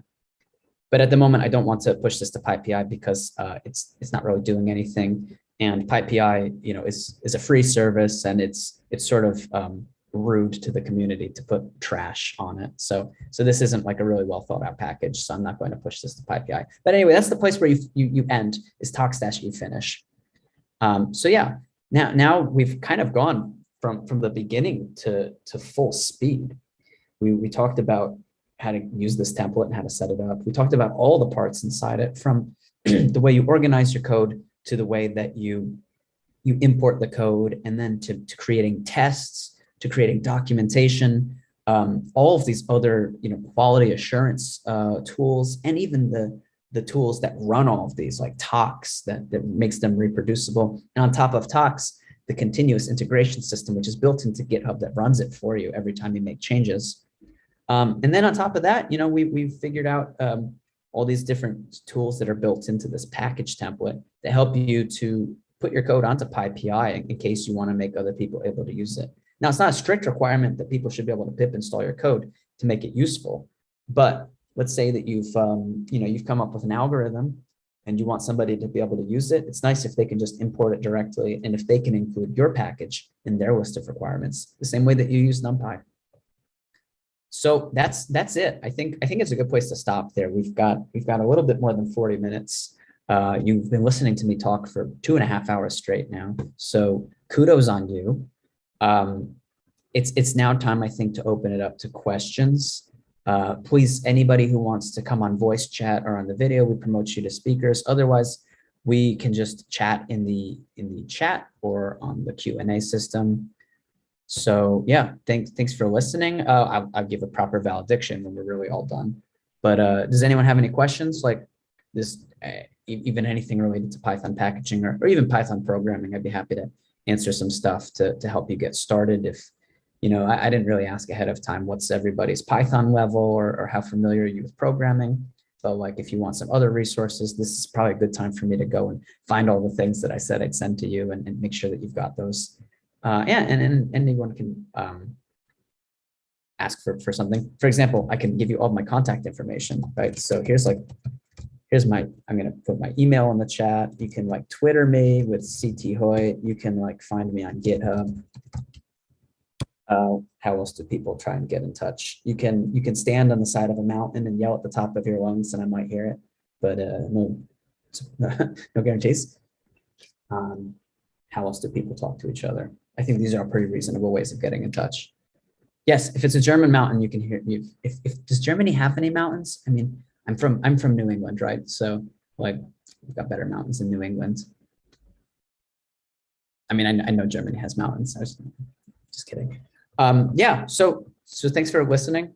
Please, let's chat now in the chat. I'm gonna stop sharing for a second, but I can do screen share again if we need to.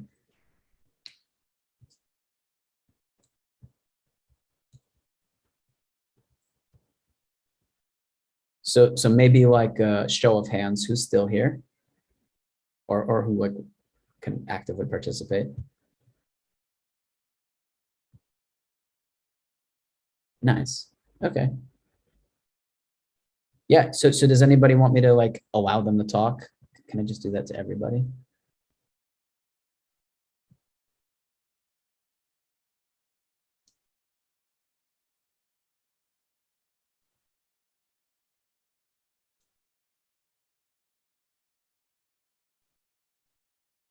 Sarah, can I pick on you? Yeah, sure. Did you learn something today?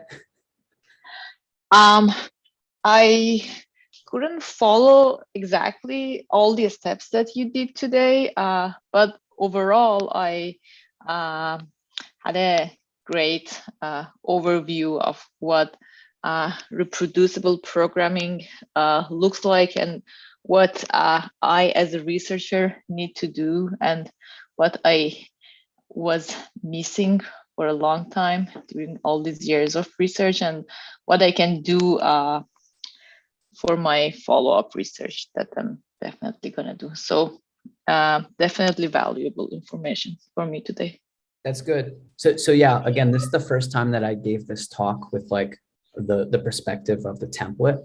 So I kind of felt like I may have harped on a couple like nonsensically specific details, like maybe some of the things that I showed were not super useful for you, or like very specific.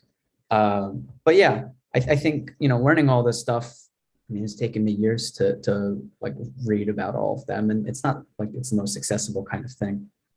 So, you know, everyone can try looking over the video again. It's gonna be on YouTube. And yeah, so you can always ask me questions. Like I just put all my contact information if you want clarifications on certain bits. Yeah, great. I definitely need to rewatch the video to like remember the like specific steps.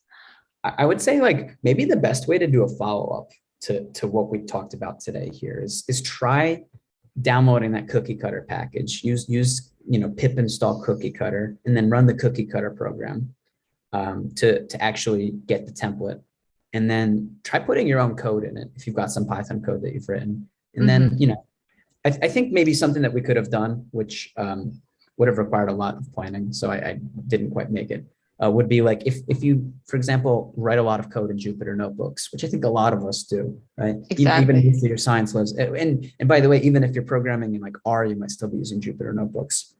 And so typically you have some data that you load into the notebook, you do some stuff on it, you iterate over like writing code this way, that way, you look into the data. You know, and the way that you think about writing a Jupyter notebook is actually kind of different from writing reproducible and reusable code.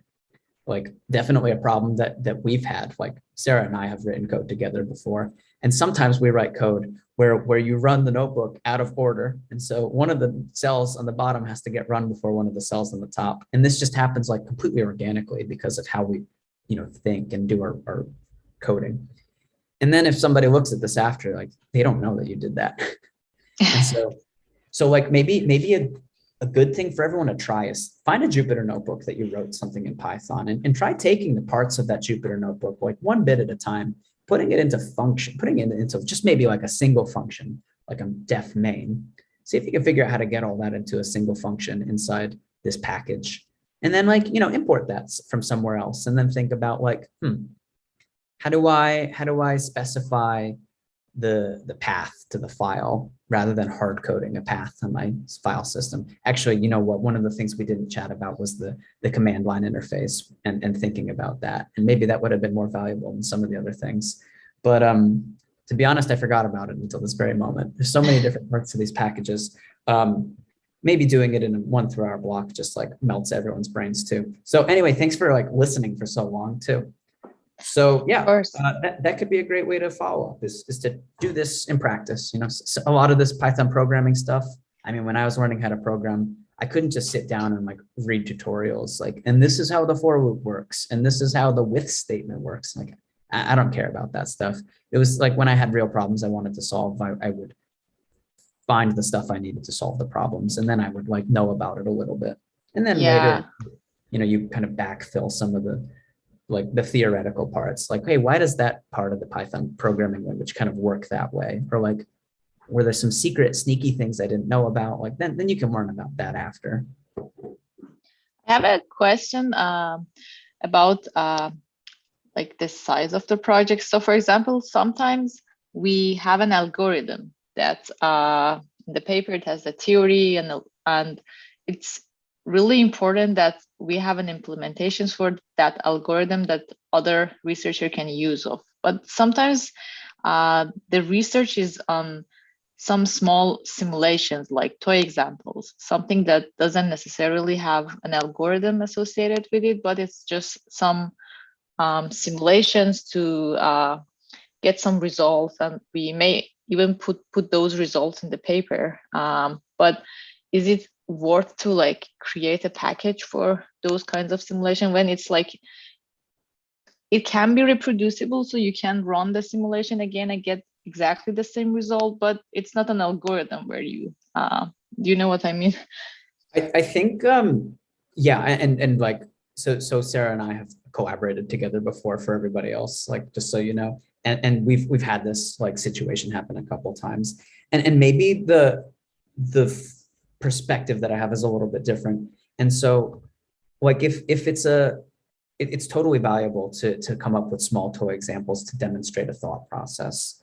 But actually an algorithm is like sort of a way of implementing a process. And so, you can still implement the algorithm that can be run on a small toy data set. And it should, and ideally, algorithms can work on small toy data sets and also on potentially more interesting big data sets that are more real world.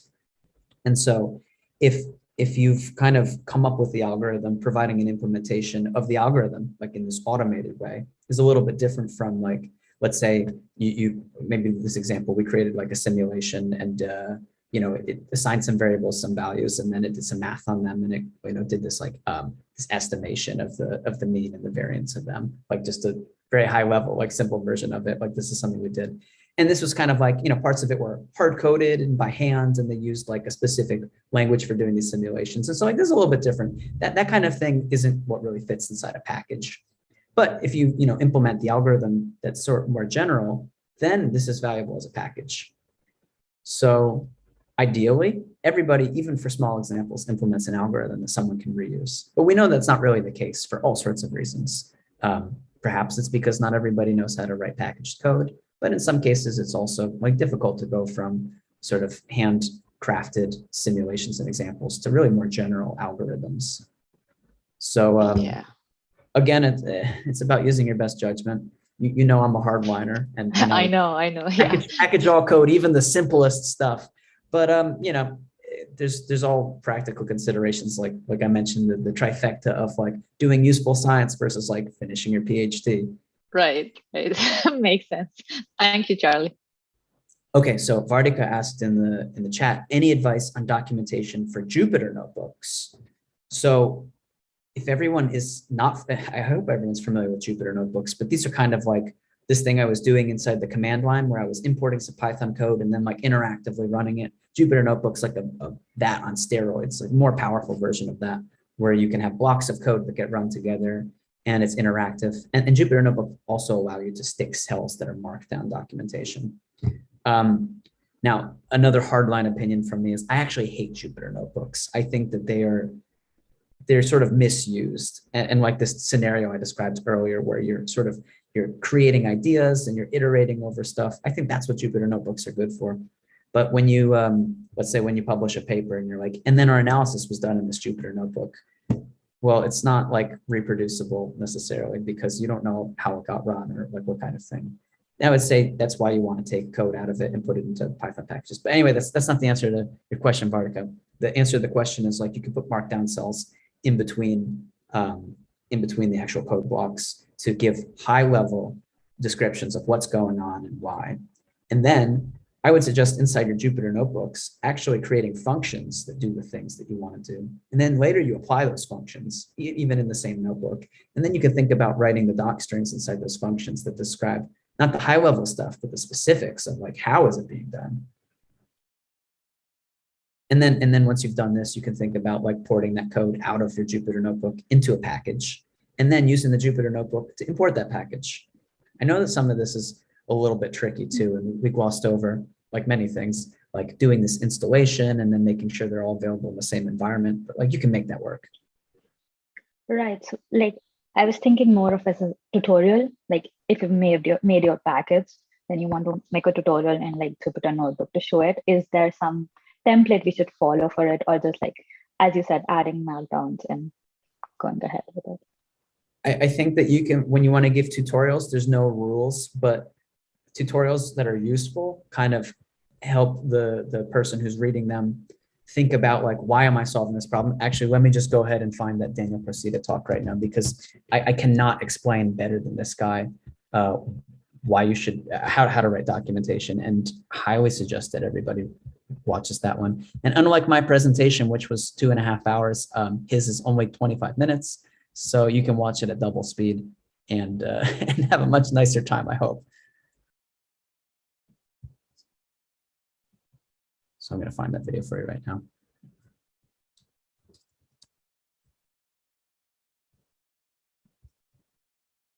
All right, so.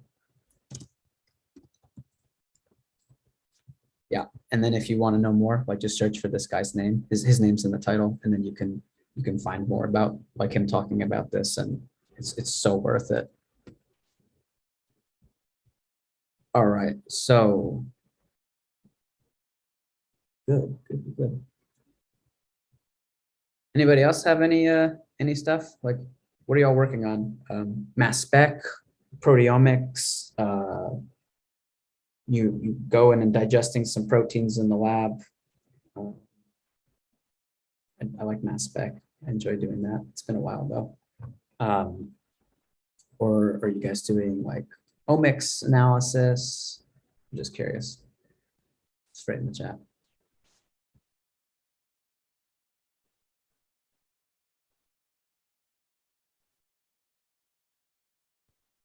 All right, if no one wants to write in the chat, I guess it's time to wrap up. So final wrap up, you know, today is the last day of the May Institute. And I have the bizarre pleasure to give a valediction to the entire 2-week thing. So I hope everybody enjoyed some other talks besides this one, some stuff about other programming languages like R, some stuff about, you know, mass spec, about other kinds of proteomics analysis. I hope everybody got the chance to learn something new. And yeah, so I wanted to like just end it by thanking Olga one more time for like putting a lot of this stuff together and like, you know, being a cool collaborator. And then all the PhD students and grad students in our team, Vartika, Sarah, welcome to Rohan and some of the other ones I think who've just joined. Yeah, and then thanks to like the Kauri College of Computer Sciences and yeah, I mentioned before like the NIH and Chan Zuckerberg Initiative for like funding this whole thing. I guess it's a good time to wrap it up. So yeah, unless anyone's got any other stuff, thanks. Feel free to get in touch with me on, you know, GitHub, Twitter, email, whatever. And if you don't know how to do that stuff, then just ask Sarah or Vartika to get me in touch with you. Yeah. Oh, so some people are writing some stuff. So I'll take 2 minutes to read it.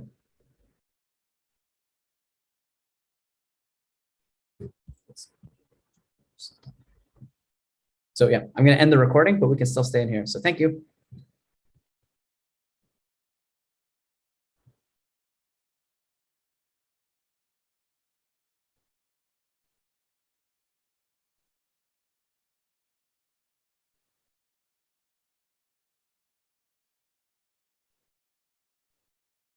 Nice. Okay, yeah, so Silas mentioned in the chat that his Python programming is a little basic at the moment. I'm sure he'll learn more soon. But a lot of the things that we talked about are totally applicable across other languages. And I glossed over, like many things, using Git and GitHub. These are super powerful tools for working on programming, also for collaborating. I know we didn't talk about that a lot, but it really enables people to work together in a really interesting way. So yeah, everything that I talked about today, you just dipped your toes into it. You're gonna have to read more about everything, whatever's most important to you, follow up on that. And yeah, I think that's a good place to end it. It is now Friday afternoon in Germany. It's been raining all day and the sun has just come out. I think it's time to go and sit by the river with a glass of wine. I hope you guys all have a nice afternoon and evening. Thank you very much for listening. Pleasure to talk to you in the chat and you guys who were on The Voice. And yeah, I hope to hear from some of you soon. Thank you, Bye-bye. Charlie. Bye-bye. Yeah, thanks a lot.